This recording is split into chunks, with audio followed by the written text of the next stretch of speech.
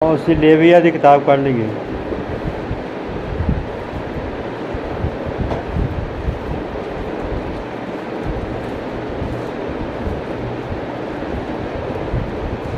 ਲੇਵੀਆ ਦੀ ਕਿਤਾਬ 23 ਅਧਿਆਏ 34 ਐਤ ਨੂੰ ਪੜ੍ਹਦੇ।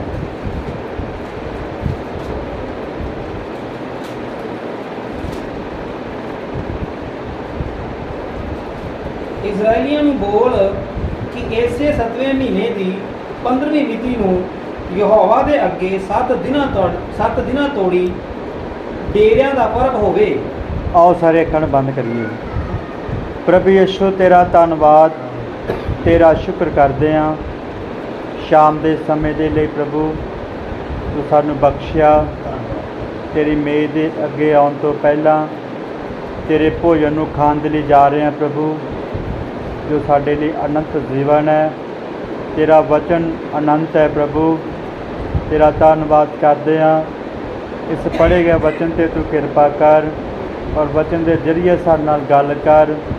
असी जिन्ने लोग तेरी हजूरी विच खड़े हाँ, तेरे एक मसा दे हेठ आ जाइए। तेरा मसा भरिया वचन जब खिलारिया जाए कि जमीन 100 गुना फल लैके आवे। प्रभु यीशु मसीह नाम च प्रार्थना कर।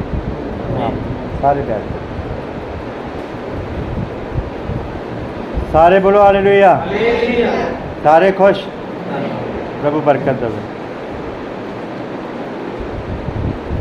किस विषय से असीं गल करते आ रहे हैं? डेरियां दे त्योहार दा भेत। डेरियां दे त्योहार दा भेत, भेत के बारे असीं जानने के लिए जा रहे हैं। पिछले समय च असीं देखते आ रहे हैं। असीं शुरुआत की नहम्याह 8 तो। नहम्याह 8 दे जिहड़ा 8 अंक जिहड़ा ये पुनरस्थान का अंक है।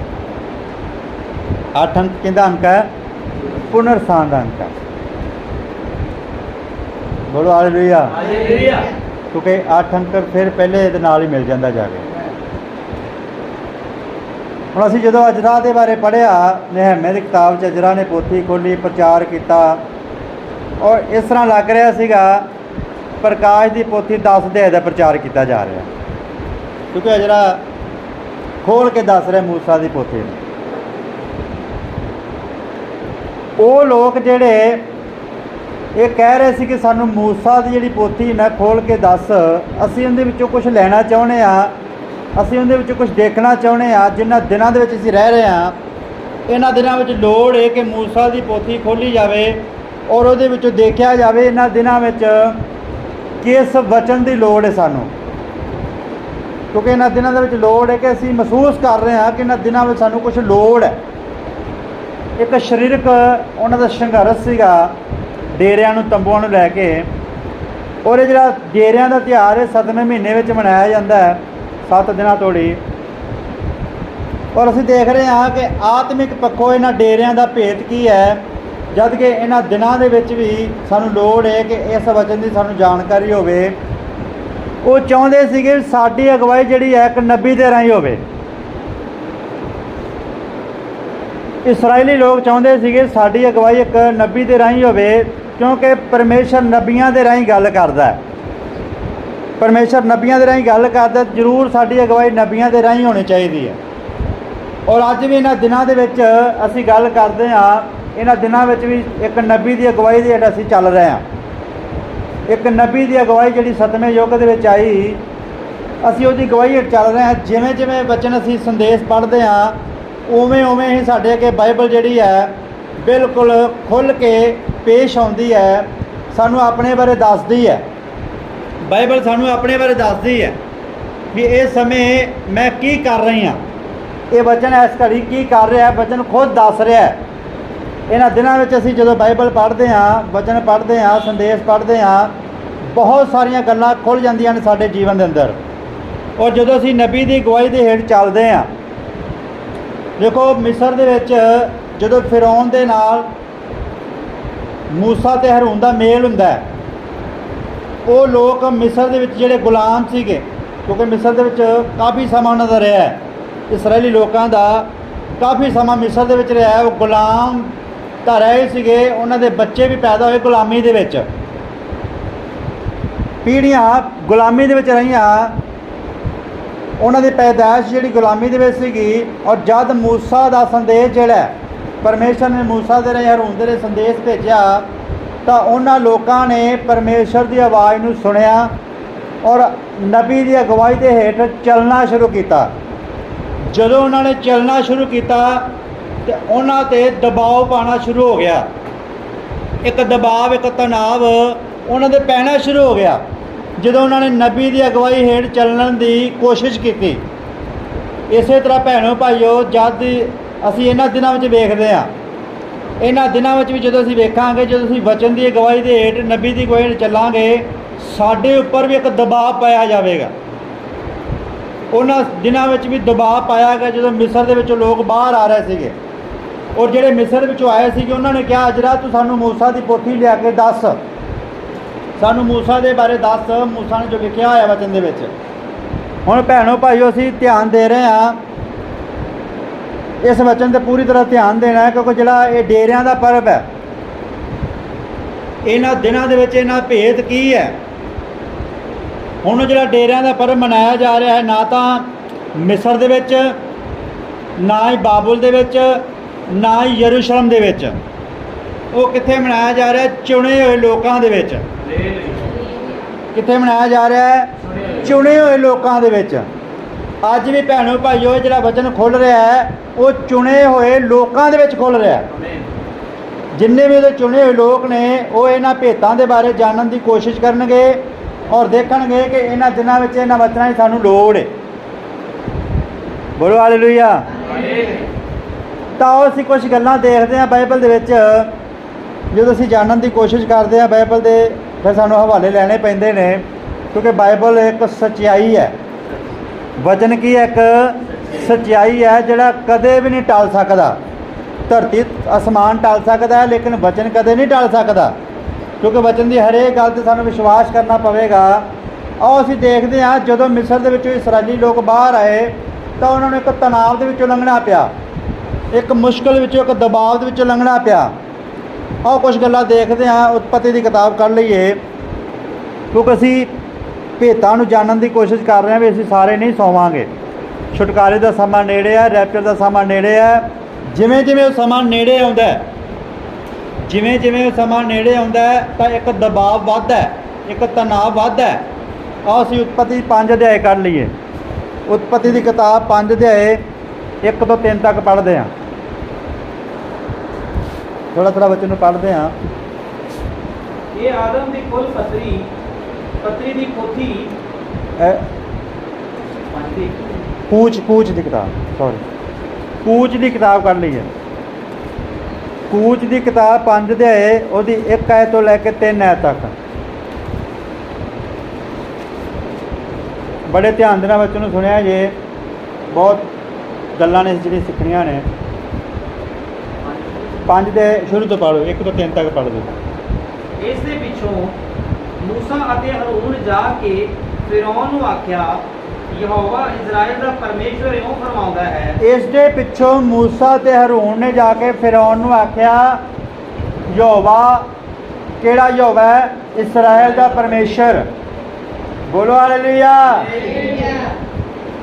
ਉਸ ਸਮੇਂ ਮਿਸਰ ਦੇ ਵਿੱਚ ਇਸਰਾਈਲੀ ਲੋਕਾਂ ਨੂੰ ਜਾਣ ਨਹੀਂ ਦਿੱਤਾ ਜਾ ਰਿਹਾ। ਉਹ ਗੁਲਾਮ ਬਣਾ ਕੇ ਰੱਖਣਾ ਚਾਹੁੰਦਾ ਫਿਰੌਨ ਇੱਕ ਸ਼ੈਤਾਨ ਦੀ ਤਸਵੀਰ ਹੈ। ਮਿਸਰ ਇੱਕ ਸੰਸਾਰ ਨੂੰ ਦਰਸਾਉਂਦਾ ਹੈ। ਉਹ ਚਾਹੁੰਦਾ ਹੈ ਕਿ ਮੈਂ ਪਰਮੇਸ਼ਰ ਦੇ ਲੋਕਾਂ ਨੂੰ, ਇਹਨਾਂ ਲੋਕਾਂ ਨੂੰ ਆਪਣੇ ਗੁਲਾਮ ਬਣਾ ਕੇ ਰੱਖਾਂ, ਤਾਂ ਕਿ ਆਉਣ ਵਾਲੇ ਸਮੇਂ ਦੇ ਵਿੱਚ ਮੇਰੇ ਰਾਜ ਦੇ ਵਿੱਚ ਇਹ ਕੰਮ ਕਰਨ। ਧਰਤੀ 'ਤੇ ਮੇਰਾ ਰਾਜ ਹੋਵੇ ਔਰ ਇਹ ਲੋਕ ਮੇਰੇ ਰਾਜ ਦੇ ਵਿੱਚ ਕੰਮ ਕਰਨ। ਸ਼ੈਤਾਨ ਵੀ ਆਪਣਾ ਰਾਜ ਬਰਕਰਾਰ ਰੱਖਣਾ ਚਾਹੁੰਦਾ ਹੈ। ਸ਼ੈਤਾਨ ਆਪਣਾ ਰਾਜ ਫੈਲਾਉਣਾ ਚਾਹੁੰਦਾ ਹੈ। ਉਹ ਚਾਹੁੰਦਾ ਹੈ ਕਿ ਜਿਹੜੇ ਲੋਕ ਨੇ ਮੇਰੇ ਗੁਲਾਮ ਬਣ ਕੇ ਰਹਿਣ ਔਰ ਮੇਰੇ ਰਾਜ ਦੇ ਵਿੱਚ ਕੰਮ ਕਰਨ, ਜਿਵੇਂ ਮੈਂ ਕਹਾਂ ਉਵੇਂ ਕਰਨ। ਪਰ ਪਰਮੇਸ਼ਰ ਨੇ ਮੂਸਾ ਤੇ ਹਾਰੂਨ ਨੂੰ ਸੰਦੇਸ਼ ਭੇਜਿਆ, ਵਚਨ ਭੇਜਿਆ ਕਿ ਇਸਰਾਇਲ ਦਾ ਪਰਮੇਸ਼ਰ ਇਉਂ ਫਰਮਾਉਂਦਾ ਹੈ। ਜਿੱਥੇ ਯਹੋਵਾ ਇੰਝ ਫਰਮਾਉਂਦਾ ਹੈ, ਵਚਨ ਆ ਜਾਂਦਾ ਹੈ, ਉੱਥੇ ਸਾਨੂੰ ਬਿਲਕੁਲ ਵਿਸ਼ਵਾਸ ਦੇ ਨਾਲ ਆਮੀਨ ਕਹਿ ਦੇਣਾ ਚਾਹੀਦਾ ਹੈ। ਆਮੀਨ। ਹਾਂਜੀ ਆਓ ਅੱਗੇ ਪੜ੍ਹਦੇ ਹਾਂ। ਮੇਰੀ ਪ੍ਰਜਾ ਨੂੰ ਜਾਣ ਦੇ ਤਾਂ ਜੋ ਉਹ ਉਜਾੜ ਵਿੱਚ ਮੇਰਾ ਪਰਬ ਮਨਾਵੇ। ਬੋਲੋ ਹਾਲੇਲੂਇਆ।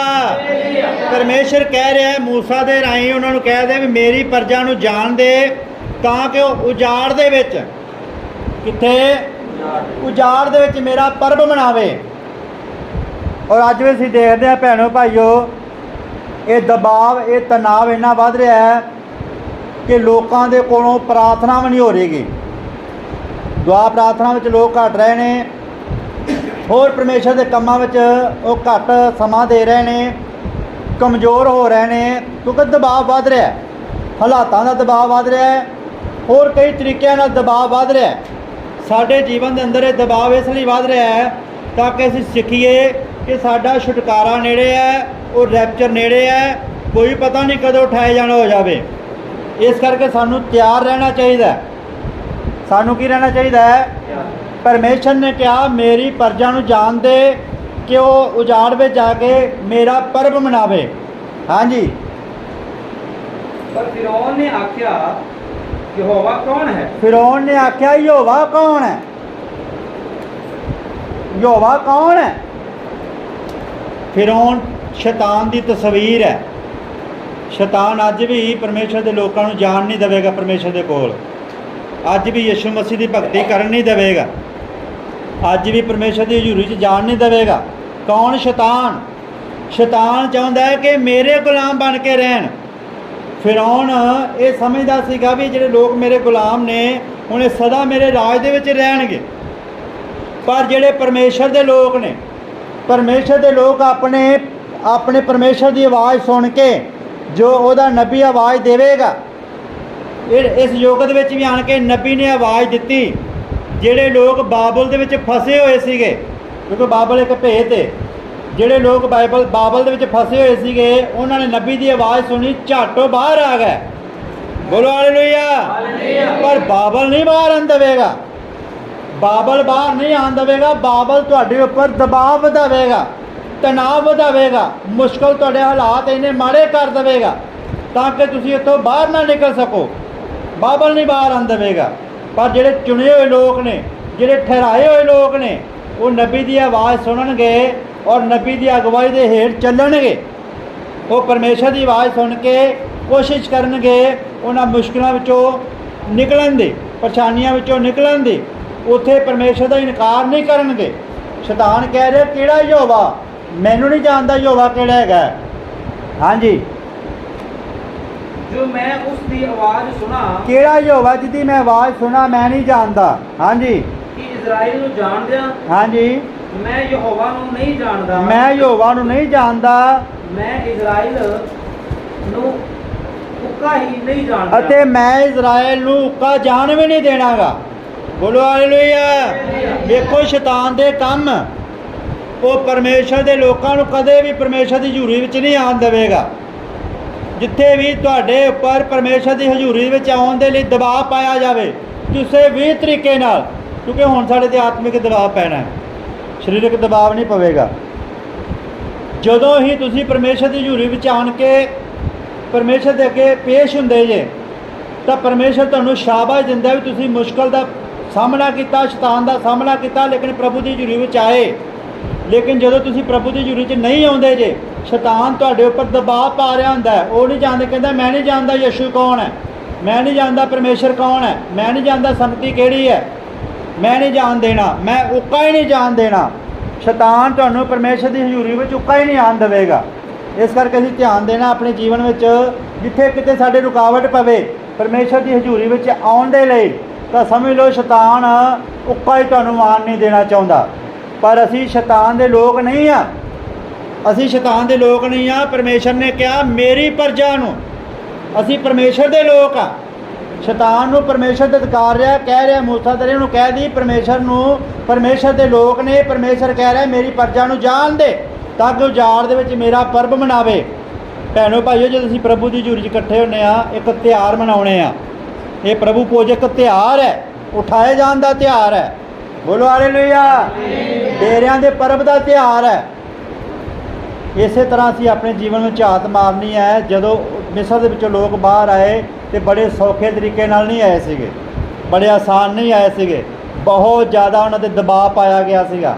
ਫਿਰੌਨ ਇੱਥੋਂ ਤੱਕ ਕਹਿ ਰਿਹਾ ਮੈਂ ਉੱਕਾ ਹੀ ਨਹੀਂ ਜਾਣ ਦੇਣਾ। ਬੋਲੋ ਹਾਲੇਲੂਇਆ। ਆਓ ਕੁਛ ਵਚਨ ਨੂੰ ਛੱਡਦੇ ਹਾਂ, 9 ਐਤ ਤੋਂ ਪੜ੍ਹਦੇ ਹਾਂ, ਕਿਉਂਕਿ ਸਾਰਾ ਵਚਨ ਨਹੀਂ ਅਸੀਂ ਪੜ੍ਹਦੇ। ਫਿਰ ਉਹਨੇ ਸਖਤੀ ਕੀਤੀ ਹੈ। ਹਾਂਜੀ, ਉਹ ਟਹਿਲ ਉਹਨਾਂ ਮਨੁੱਖਾਂ ਉੱਤੇ ਹੋਰ ਭਾਰੀ ਕੀਤੀ ਜਾਵੇ। ਉਹ ਟਹਿਲ ਜਿਹੜੀ ਹੈ ਫਿਰੌਨ ਕਹਿ ਰਿਹਾ ਇਹਨਾਂ ਮਨੁੱਖਾਂ ਤੇ ਹੋਰ ਭਾਰੀ ਕਰ ਦਿਓ।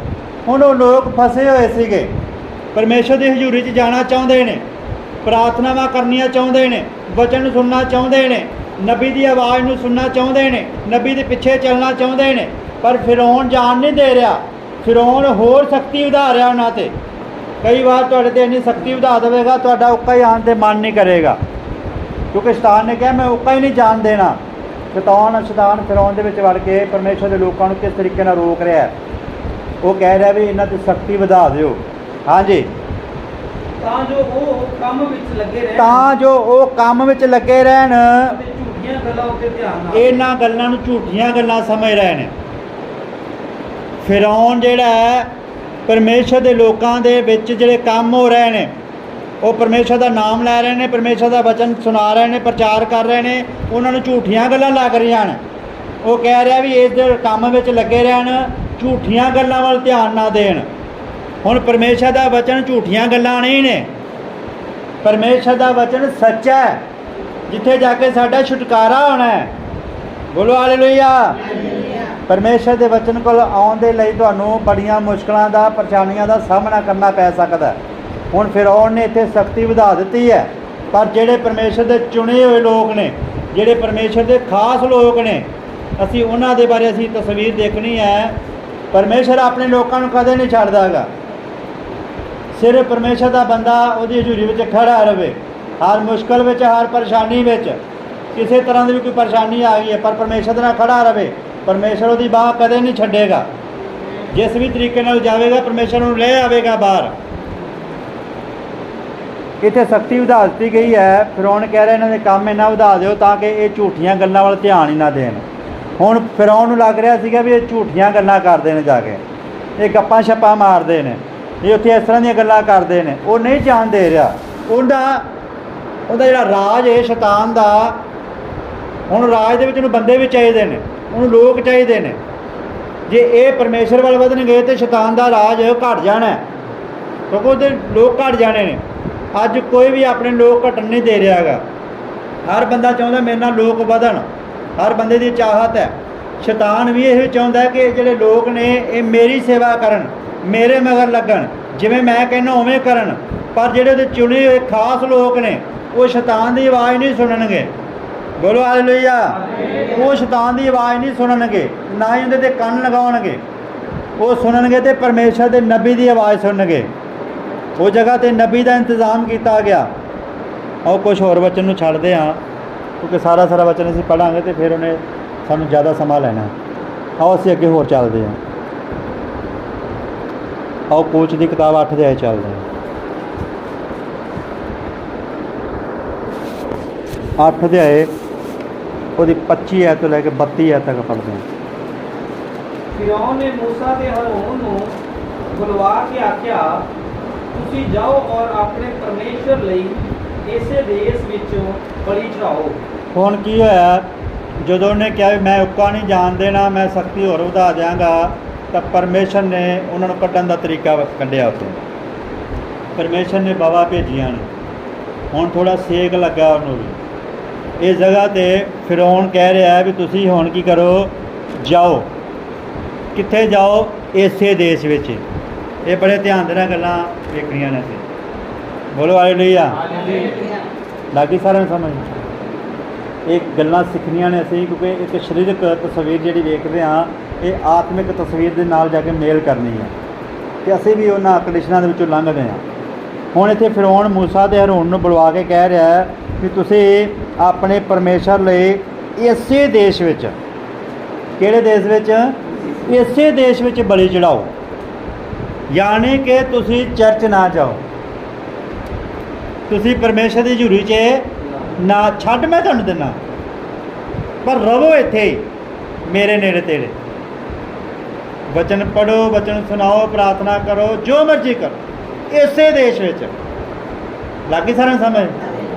तुसीं देश की भाषा समझते जे? जदों गिरसैनियां दे विच एक लश्कर सीगा, उहदे अंदर यीशु मसीह उस जगह ते पैर रख रहा है। यीशु मसीह नूं कह रहे हैं सानू इस देश विचों ना कढ। बोलो हालेलुया। एक शरीर नूं देश, शैतान इस नूं अपना देश ही बना लैंदा है। फिरौन कह रहा तुसीं इसे देश विच बलि चढ़ा लो, तुहानूं मैं कुछ नहीं कहांगा। जदों सेका लगा, जदों तुसीं शैतान नूं धुतकारदे जे, तुहाडे ते कोई मुश्किल हुंदी है, कोई परेशानी हुंदी है, तुसीं प्रार्थना करदे, थोड़ी जी मुश्किल घट जाती है, शैतान थोड़ा पासे हट जाता है और तुहानूं प्रभु की रुचि फिर नहीं आन देवेगा, क्योंकि इत्थे मेरे नेड़े ते नहीं रवो, क्योंकि थोड़ी देर लिए साइड ते हुंदा वो। इस करके तुहानूं नेड़े रखण दे लई थोड़ी देर तुहाडे तो दूर हो जाता, क्योंकि तुसीं प्रार्थना कीती हुंदी है, तुसीं प्रार्थना कीती हुंदी है। इस करके शैतान नूं प्रार्थना तो डर लगदा है। लागे सारे समझ? वो मूसा दे हरोन नूं बुला के कह रहा तुसीं इसे देश विच बलि चढ़ा लो। पर जिहड़े चुने हुए लोग हुंदे ने, जिहड़े खास लोग हुंदे ने, जिन्हां नूं परमेश्वर दे वचन की समझ हुंदी है, जिहड़े परमेश्वर दे वचन ते कंन लगाउंदे ने, जिन्हां नूं परमेश्वर दे वचन दा मतलब दा पता हुंदा है, वो किस तरह गल करदे ने। आओ पढ़दे अगे। ਤਾਂ मूसा ने आख्या क्यों करना योग नहीं, इस तरह करना योग नहीं।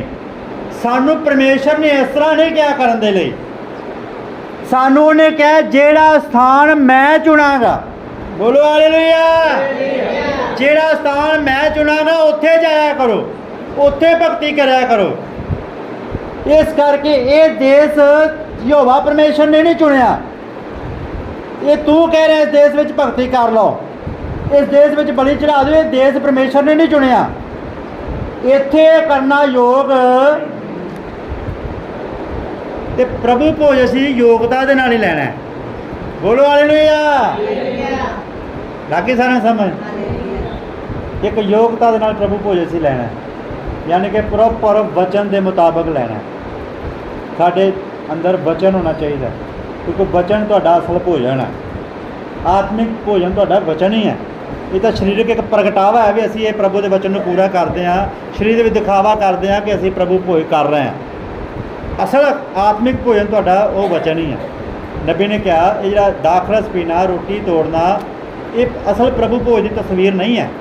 असल प्रभु भोज की तस्वीर है ये प्रभु का जिउंदा वचन, जिन्हें तुसीं इग्नोर करदे जे।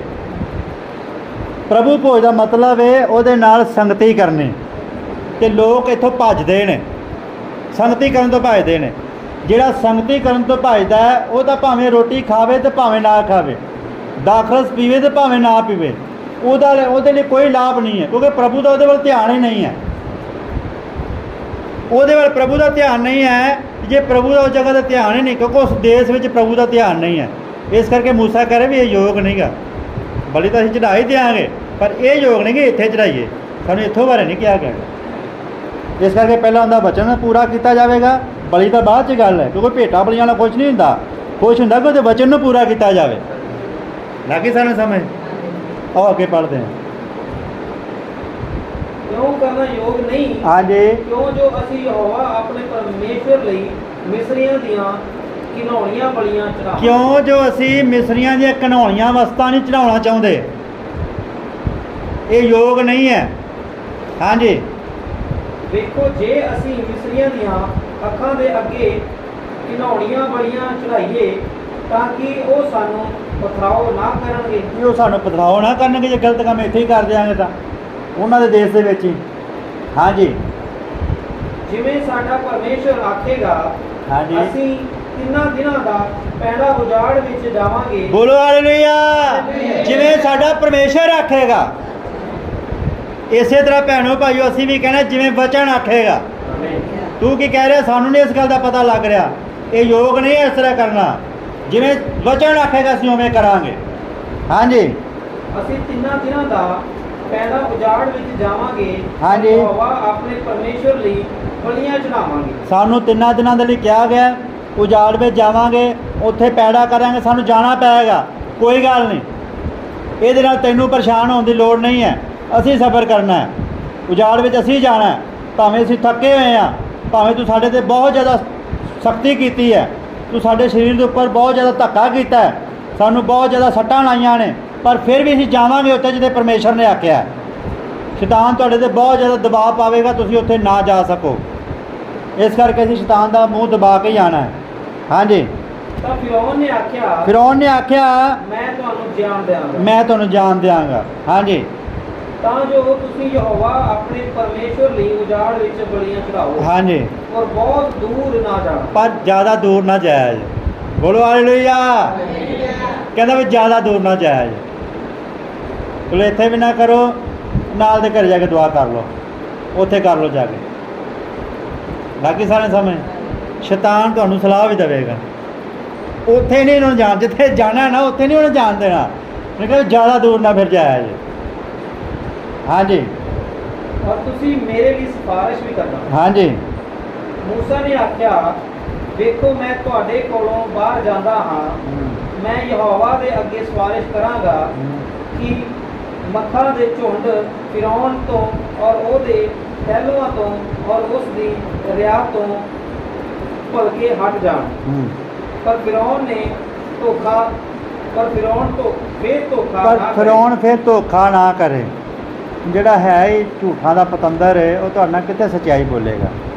ਉਹਨੇ ਤੁਹਾਡੇ ਨਾਲ ਸੱਚ ਬੋਲਣਾ ਹੀ ਨਹੀਂ ਹੈ। ਉਹ ਜਦੋਂ ਵੀ ਮਾੜਾ ਮੋਟਾ ਠੀਕ ਹੋਇਆ ਤੇ ਨਾਲ ਦੀ ਨਾਲ ਫਿਰ ਤੁਹਾਡੇ ਉਲਟ ਹੋ ਜਾਣਾ। ਭਾਵੇਂ ਪਰਮੇਸ਼ਰ ਹੀ ਉੱਥੇ ਉਹਦੇ ਮਨ ਨੂੰ ਕਠੋਰ ਕਰ ਰਿਹਾ ਸੀਗਾ, ਪਰ ਸਾਡੇ ਸਿੱਖਣ ਲਈ ਇੱਕ ਤਸਵੀਰ ਹੈ। ਪਰਮੇਸ਼ਰ ਤੋਂ ਬਿਨਾਂ ਕੁਛ ਨਹੀਂ ਕਰ ਸਕਦਾ ਗਾ, ਪਰ ਸਾਡੇ ਸਿੱਖਣ ਲਈ ਹੈ। ਸ਼ੈਤਾਨ ਤੁਹਾਨੂੰ ਕੁਛ ਵੀ ਕਵੇਗਾ, ਤੁਸੀਂ ਨਹੀਂ ਉਹਦਾ ਕਹਿਣਾ ਮੰਨਣਾ। ਹਾਂਜੀ, ਭਾਈ ਉਹ ਪ੍ਰਜਾ ਨੂੰ ਯਹੋਵਾ ਲਈ ਬਲੀਆਂ ਚੜਾਉਣ ਨੂੰ ਨਾ ਜਾਣ ਦੇਵੇ। ਹਾਂਜੀ, ਤਾਂ ਮੂਸਾ ਫਿਰੌਨ ਕੋਲ ਬਾਹਰ ਗਿਆ ਔਰ ਯਹੋਵਾ ਦੇ ਅੱਗੇ ਸਿਫਾਰਿਸ਼ ਕੀਤੀ। ਯਹੋਵਾ ਨੇ ਮੂਸਾ ਨੂੰ ਆਖਣ ਦੇ ਅਨੁਸਾਰ ਕੀਤਾ ਔਰ ਉਹਨਾਂ ਮੱਖਾਂ ਦੇ ਝੁੰਡ ਨੂੰ ਫਿਰੌਨ ਔਰ ਉਹਦੇ ਟਹਿਲੂਆਂ ਤੋਂ ਔਰ ਉਸ ਦੀ ਰਿਆਤ ਤੋਂ ਹਟਾ ਦਿੱਤਾ। ਹਾਂਜੀ, ਤਾਂ ਉੱਥੇ ਇੱਕ ਵੀ ਨਾ ਰਿਹਾ। ਪਰ ਫਿਰੌਨ ਨੇ ਐਤਕੀ ਦੀ ਵਾਰ ਵੀ ਆਪਣਾ ਮਨ ਪੱਥਰ ਕਰ ਲਿਆ ਔਰ ਪ੍ਰਜਾ ਨੂੰ ਜਾਣ ਨਾ ਦਿੱਤਾ। ਪ੍ਰਜਾ ਨੂੰ ਜਾਣ ਨਹੀਂ ਦਿੱਤਾ। ਲਾਗੇ ਸਾਰਿਆਂ ਨੂੰ ਸਮਝ। ਸ਼ੈਤਾਨ ਨਹੀਂ ਚਾਹੇਗਾ ਵੀ ਤੁਸੀਂ ਪਰਮੇਸ਼ਰ ਦੀ ਹਜ਼ੂਰੀ ਵਿੱਚ ਜਾਓ। ਹਾਲਾਂਕਿ ਉਹਨੇ ਫਿਰੌਨ ਨੇ ਕਿਹਾ ਜਾ ਕੇ ਬਾਹਰ ਜਾ ਕੇ ਪ੍ਰਾਰਥਨਾ ਕਰਿਆ ਜੇ ਵੀ ਇਹ ਬਾਬਾ ਮੇਰੇ ਤੋਂ ਟਲੇ। ਬਾਬਾ ਟਲ ਗਈ। ਅੱਜ ਵੀ ਕਈ ਵਾਰ ਸਾਡੇ ਜੀਵਨ ਦੇ ਵਿੱਚ ਕੋਈ ਮੁਸ਼ਕਲ, ਕੋਈ ਪਰੇਸ਼ਾਨੀ ਹੁੰਦੀ ਹੈ, ਅਸੀਂ ਵੀ ਬਹੁਤ ਜ਼ਿਆਦਾ ਗੱਲਾਂ ਮੰਨ ਜਾਂਦੇ ਹਾਂ। ਫਿਰੌਨ ਮੰਨ ਰਿਹਾ ਸੀ ਗੱਲਾਂ। ਉਹ ਕਹਿੰਦਾ ਮੈਂ ਇਸੇ ਦੇਸ਼ ਵਿੱਚ ਨਹੀਂ ਜਾਣਾ। ਮੂਸਾ ਕਹਿੰਦਾ ਚਲੋ ਇੱਥੇ ਨਾ ਜਾਏ, ਜ਼ਿਆਦਾ ਦੂਰ ਵੀ ਨਾ ਜਾਇਆ। ਹੌਲੀ ਹੌਲੀ ਮੰਨ ਵੀ ਜਾਂਦਾ ਸੀਗਾ। ਇਸੇ ਤਰ੍ਹਾਂ ਦੇ ਸੁਭਾਅ ਕਈ ਲੋਕਾਂ ਵਿੱਚ ਪਾਏ ਜਾਂਦੇ ਨੇ। ਪਰ ਨਹੀਂ ਭੈਣੋ ਭਾਈਓ, ਅਸੀਂ ਪੂਰਾ ਆਪਣਾ ਜੀਵਨ ਪ੍ਰਭੂ ਦੇ ਅੱਗੇ ਸਮਰਪਿਤ ਕਰਨਾ। ਕਿਸੇ ਵੀ ਤਰੀਕੇ ਨਾਲ ਸਾਨੂੰ ਪ੍ਰਭੂ ਦੀ ਹਜ਼ੂਰੀ ਜਾਣਾ ਪਵੇ, ਸਾਨੂੰ ਜਾਣਾ ਚਾਹੀਦਾ। ਇਸ ਕਰਕੇ ਜਗ੍ਹਾ 'ਤੇ ਆਪਾਂ ਕੋਈ ਹੋਰ ਸਿੱਖਣ ਦੇ ਲਈ ਜਾ ਰਹੇ ਹਾਂ, ਉਹਨੇ ਫਿਰ ਨਹੀਂ ਜਾਣ ਦਿੱਤਾ। ਹਾਲਾਂਕਿ ਮੂਸਾ ਕਹਿ ਰਿਹਾ ਵੀ ਦੇਖੋ ਮੈਂ ਪ੍ਰਾਰਥਨਾ ਕਰਾਂਗਾ, ਸਿਫਾਰਿਸ਼ ਕਰਾਂਗਾ, ਠੀਕ ਵੀ ਹੋ ਜਾਓਗੇ ਤੁਸੀਂ, ਪਰ ਧੋਖਾ ਨਾ ਕਰਿਆ ਦੁਬਾਰਾ। ਫਿਰ ਧੋਖਾ ਨਾ ਕਰਿਆ ਜੀ। ਇਹਦਾ ਮਤਲਬ ਕੀ ਹੈ? ਸ਼ੈਤਾਨ ਤੁਹਾਡਾ ਸਕਾ ਨਹੀਂ ਹੈ। ਸ਼ੈਤਾਨ ਤੁਹਾਡਾ ਸਕਾ ਹੈ। ਉਹਨੇ ਜੇ ਅੱਜ ਤੁਹਾਨੂੰ ਤੰਗ ਕੀਤਾ ਨਾ, ਤੇ ਕੋਈ ਸਮਾਂ ਜੇ ਪਰਮੇਸ਼ਰ ਨੇ ਤੁਹਾਨੂੰ ਬਚਾ ਲਿਆ, ਥੋੜ੍ਹੀ ਦੇਰ ਹੋ ਸਕਦਾ ਤੁਹਾਡੇ ਤੋਂ ਦੂਰ ਰਹੇ, ਪਰ ਆਉਣ ਵਾਲੇ ਸਮੇਂ ਤੁਹਾਨੂੰ ਜ਼ਿਆਦਾ ਪਰੇਸ਼ਾਨ ਵੀ ਕਰ ਸਕਦਾ। ਸ਼ੈਤਾਨ ਦਾ ਕੰਮ ਹੀ ਹੈ ਪਰੇਸ਼ਾਨ ਕਰਨਾ। ਇਹਦਾ ਪਰਮੇਸ਼ਰ ਦਾ ਕੰਮ ਹੈ ਬਚਾਉਣਾ। ਜੇ ਅਸੀਂ ਬਚੇ ਰਹਿਣਾ ਚਾਹੁੰਦੇ ਹਾਂ, ਤਾਂ ਫਿਰ ਉਹਦੀ ਪਨਾਹ ਦੇ ਹੇਠ ਸਾਨੂੰ ਰਹਿਣਾ ਪਵੇਗਾ। ਉਹਦੀ ਚਟਾਨ ਦੇ ਹੇਠ ਹੀ ਸਾਨੂੰ ਆਉਣਾ ਪਵੇਗਾ। ਉਹ ਵਚਨ ਇੱਥੇ ਅੱਗੇ ਵੀ ਛੱਡਦੇ ਹਾਂ, 10 ਅਧਿਆਏ ਵਿੱਚ ਚੱਲਦੇ ਹਾਂ, ਕਿਉਂਕਿ ਜਿਹੜੀਆਂ ਗੱਲਾਂ ਸਿੱਖਣੀਆਂ ਨੇ ਅਸੀਂ ਉਹਨਾਂ 'ਤੇ ਅੱਜ ਮੰਨਣ ਕਰਦੇ ਹਾਂ। 10 ਅਧਿਆਏ ਉਹਦੀ 8 ਤੋਂ ਲੈ ਕੇ 10 ਤੱਕ ਪੜ੍ਹਦੇ ਹਾਂ। ਤਾਂ ਮੂਸਾ ਅਤੇ ਹਾਰੂਨ ਫਿਰੌਨ ਕੋਲ ਮੁੜ ਲਿਆਂਦੇ ਗਏ। ਉਸ ਨੇ ਉਹਨਾਂ ਨੂੰ ਆਖਿਆ, ਜਾਓ ਔਰ ਯਹੋਵਾ ਆਪਣੇ ਪਰਮੇਸ਼ਰ ਦੀ ਉਪਾਸਨਾ ਕਰੋ। ਫਿਰ ਪਰਮੇਸ਼ਰ ਨੇ ਬਵਾ ਭੇਜੀ ਹੈ, ਤੇ ਫਿਰ ਫਿਰੌਨ ਮੰਨ ਗਿਆ, ਕਹਿੰਦਾ ਜਾਓ ਤੇ ਆਪਣੇ ਪਰਮੇਸ਼ਰ ਦੀ ਕੀ ਕਰੋ? ਉਪਾਸਨਾ ਕਰੋ। ਹਾਂਜੀ, ਪਰ ਜਾਣ ਵੇਲੇ ਕਿਹੜੇ ਹਨ? ਜਾਣ ਵਾਲੇ ਕਿਹੜੇ ਲੋਕ ਨੇ ਮੈਨੂੰ ਦੱਸ ਦਿਓ। ਬੋਲੋ ਹਾਲੇਲੂਇਆ। ਲਾਗੇ ਸਾਰਾ ਸਮੇਂ ਕਈ ਵਾਰ ਸਾਰਾ ਪਰਿਵਾਰ ਚਰਚ ਨਹੀਂ ਆਉਂਦਾ, ਕਿਉਂਕਿ ਸਾਡਾ ਪਰਿਵਾਰ ਵੀ ਵਿੱਚ ਹੀ ਸਾਰਾ ਪਰਿਵਾਰ ਚਰਚ ਨਹੀਂ ਆਉਂਦਾ। ਫਿਰੌਨ ਕਹਿ ਰਿਹਾ ਵੀ ਜਾਣ ਵਾਲੇ ਕਿਹੜੇ ਨੇ। ਸ਼ੈਤਾਨ ਨੂੰ ਵੀ ਪਤਾ ਕਿਹੜੇ ਨੇ। ਹੁਣ ਕਈ ਵਾਰ ਅਸੀਂ ਆਪਣੇ ਪਰਿਵਾਰ ਦੀ ਚਿੰਤਾ ਨਹੀਂ ਕਰਦੇ, ਪਰਵਾਹ ਨਹੀਂ ਕਰਦੇ ਜਿਹੜੀਆਂ ਗੱਲਾਂ ਇੱਥੇ ਸਿੱਖਣੀਆਂ ਨੇ। ਹਰੇਕ ਗੱਲ ਨੂੰ ਥੋੜ੍ਹਾ ਥੋੜ੍ਹਾ ਮੰਨ ਵੀ ਲੈਂਦਾ ਸੀਗਾ ਫਿਰੌਣ, ਜਦੋਂ ਦੁਸ਼ਟ ਆਤਮਾ ਵਿੱਚ ਆ ਜਾਂਦਾ ਸੀਗਾ ਫਿਰ ਕਠੋਰ ਹੋ ਜਾਂਦਾ ਸੀਗਾ, ਫਿਰ ਉਹਨਾਂ ਦੇ ਉਲਟ ਚੱਲਣ ਲੱਗ ਜਾਂਦਾ ਸੀਗਾ। ਹੁਣ ਬਾਬਾ ਆਈ ਹੈ, ਸੇਕਾ ਲੱਗਾ ਤੇ ਫਿਰ ਕਹਿ ਰਹੇ ਚਲੋ ਚਲੇ ਜਾਓ, ਕੋਈ ਗੱਲ ਨਹੀਂ, ਉਪਾਸਨਾ ਕਰੋ, ਬੰਦਗੀ ਕਰੋ, ਭਗਤੀ ਕਰੋ, ਪਰ ਜਾਣ ਵਾਲੇ ਕਿਹੜੇ ਕਿਹੜੇ ਲੋਕ ਨੇ। ਆਓ ਪੜ੍ਹਦੇ ਹਾਂ ਅੱਗੇ। ਮੂਸਾ ਆਖਿਆ, ਅਸੀਂ ਆਪਣੇ ਜਵਾਨਾਂ ਨਾਲ ਆਪਣੇ ਮੂਸਾ ਕਹਿ ਰਿਹਾ ਵੀ ਅਸੀਂ ਆਪਣੇ ਜਵਾਨਾਂ ਨਾਲ, ਆਪਣੇ ਬੁੱਢਿਆਂ ਨਾਲ, ਨਾਲੇ ਬੁੱਢਿਆਂ ਨਾਲ। ਇਹ ਬੜੇ ਧਿਆਨ ਨਾਲ ਗੱਲਾਂ ਸੁਣਿਆ ਜੇ। ਕਈਆਂ ਦੇ ਪਰਿਵਾਰ ਦੇ ਵਿੱਚ ਕਈ ਮੈਂਬਰ ਨਹੀਂ ਆਉਂਦੇਗੇ,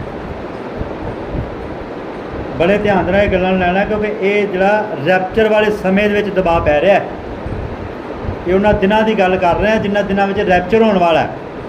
ਇਹ ਮਿਸਰ ਦੇ ਵਿੱਚੋਂ ਇਸਰਾਏਲੀਆਂ ਦਾ ਛੁਟਕਾਰਾ ਹੋਣਾ ਸੀਗਾ, ਔਰ ਜੋ ਪਹਿਲਾਂ ਹੁੰਦਾ ਉਹ ਦੁਬਾਰਾ ਹੀ ਦੁਹਰਾਇਆ ਜਾਂਦਾ ਉਸ ਗੱਲ ਨੂੰ।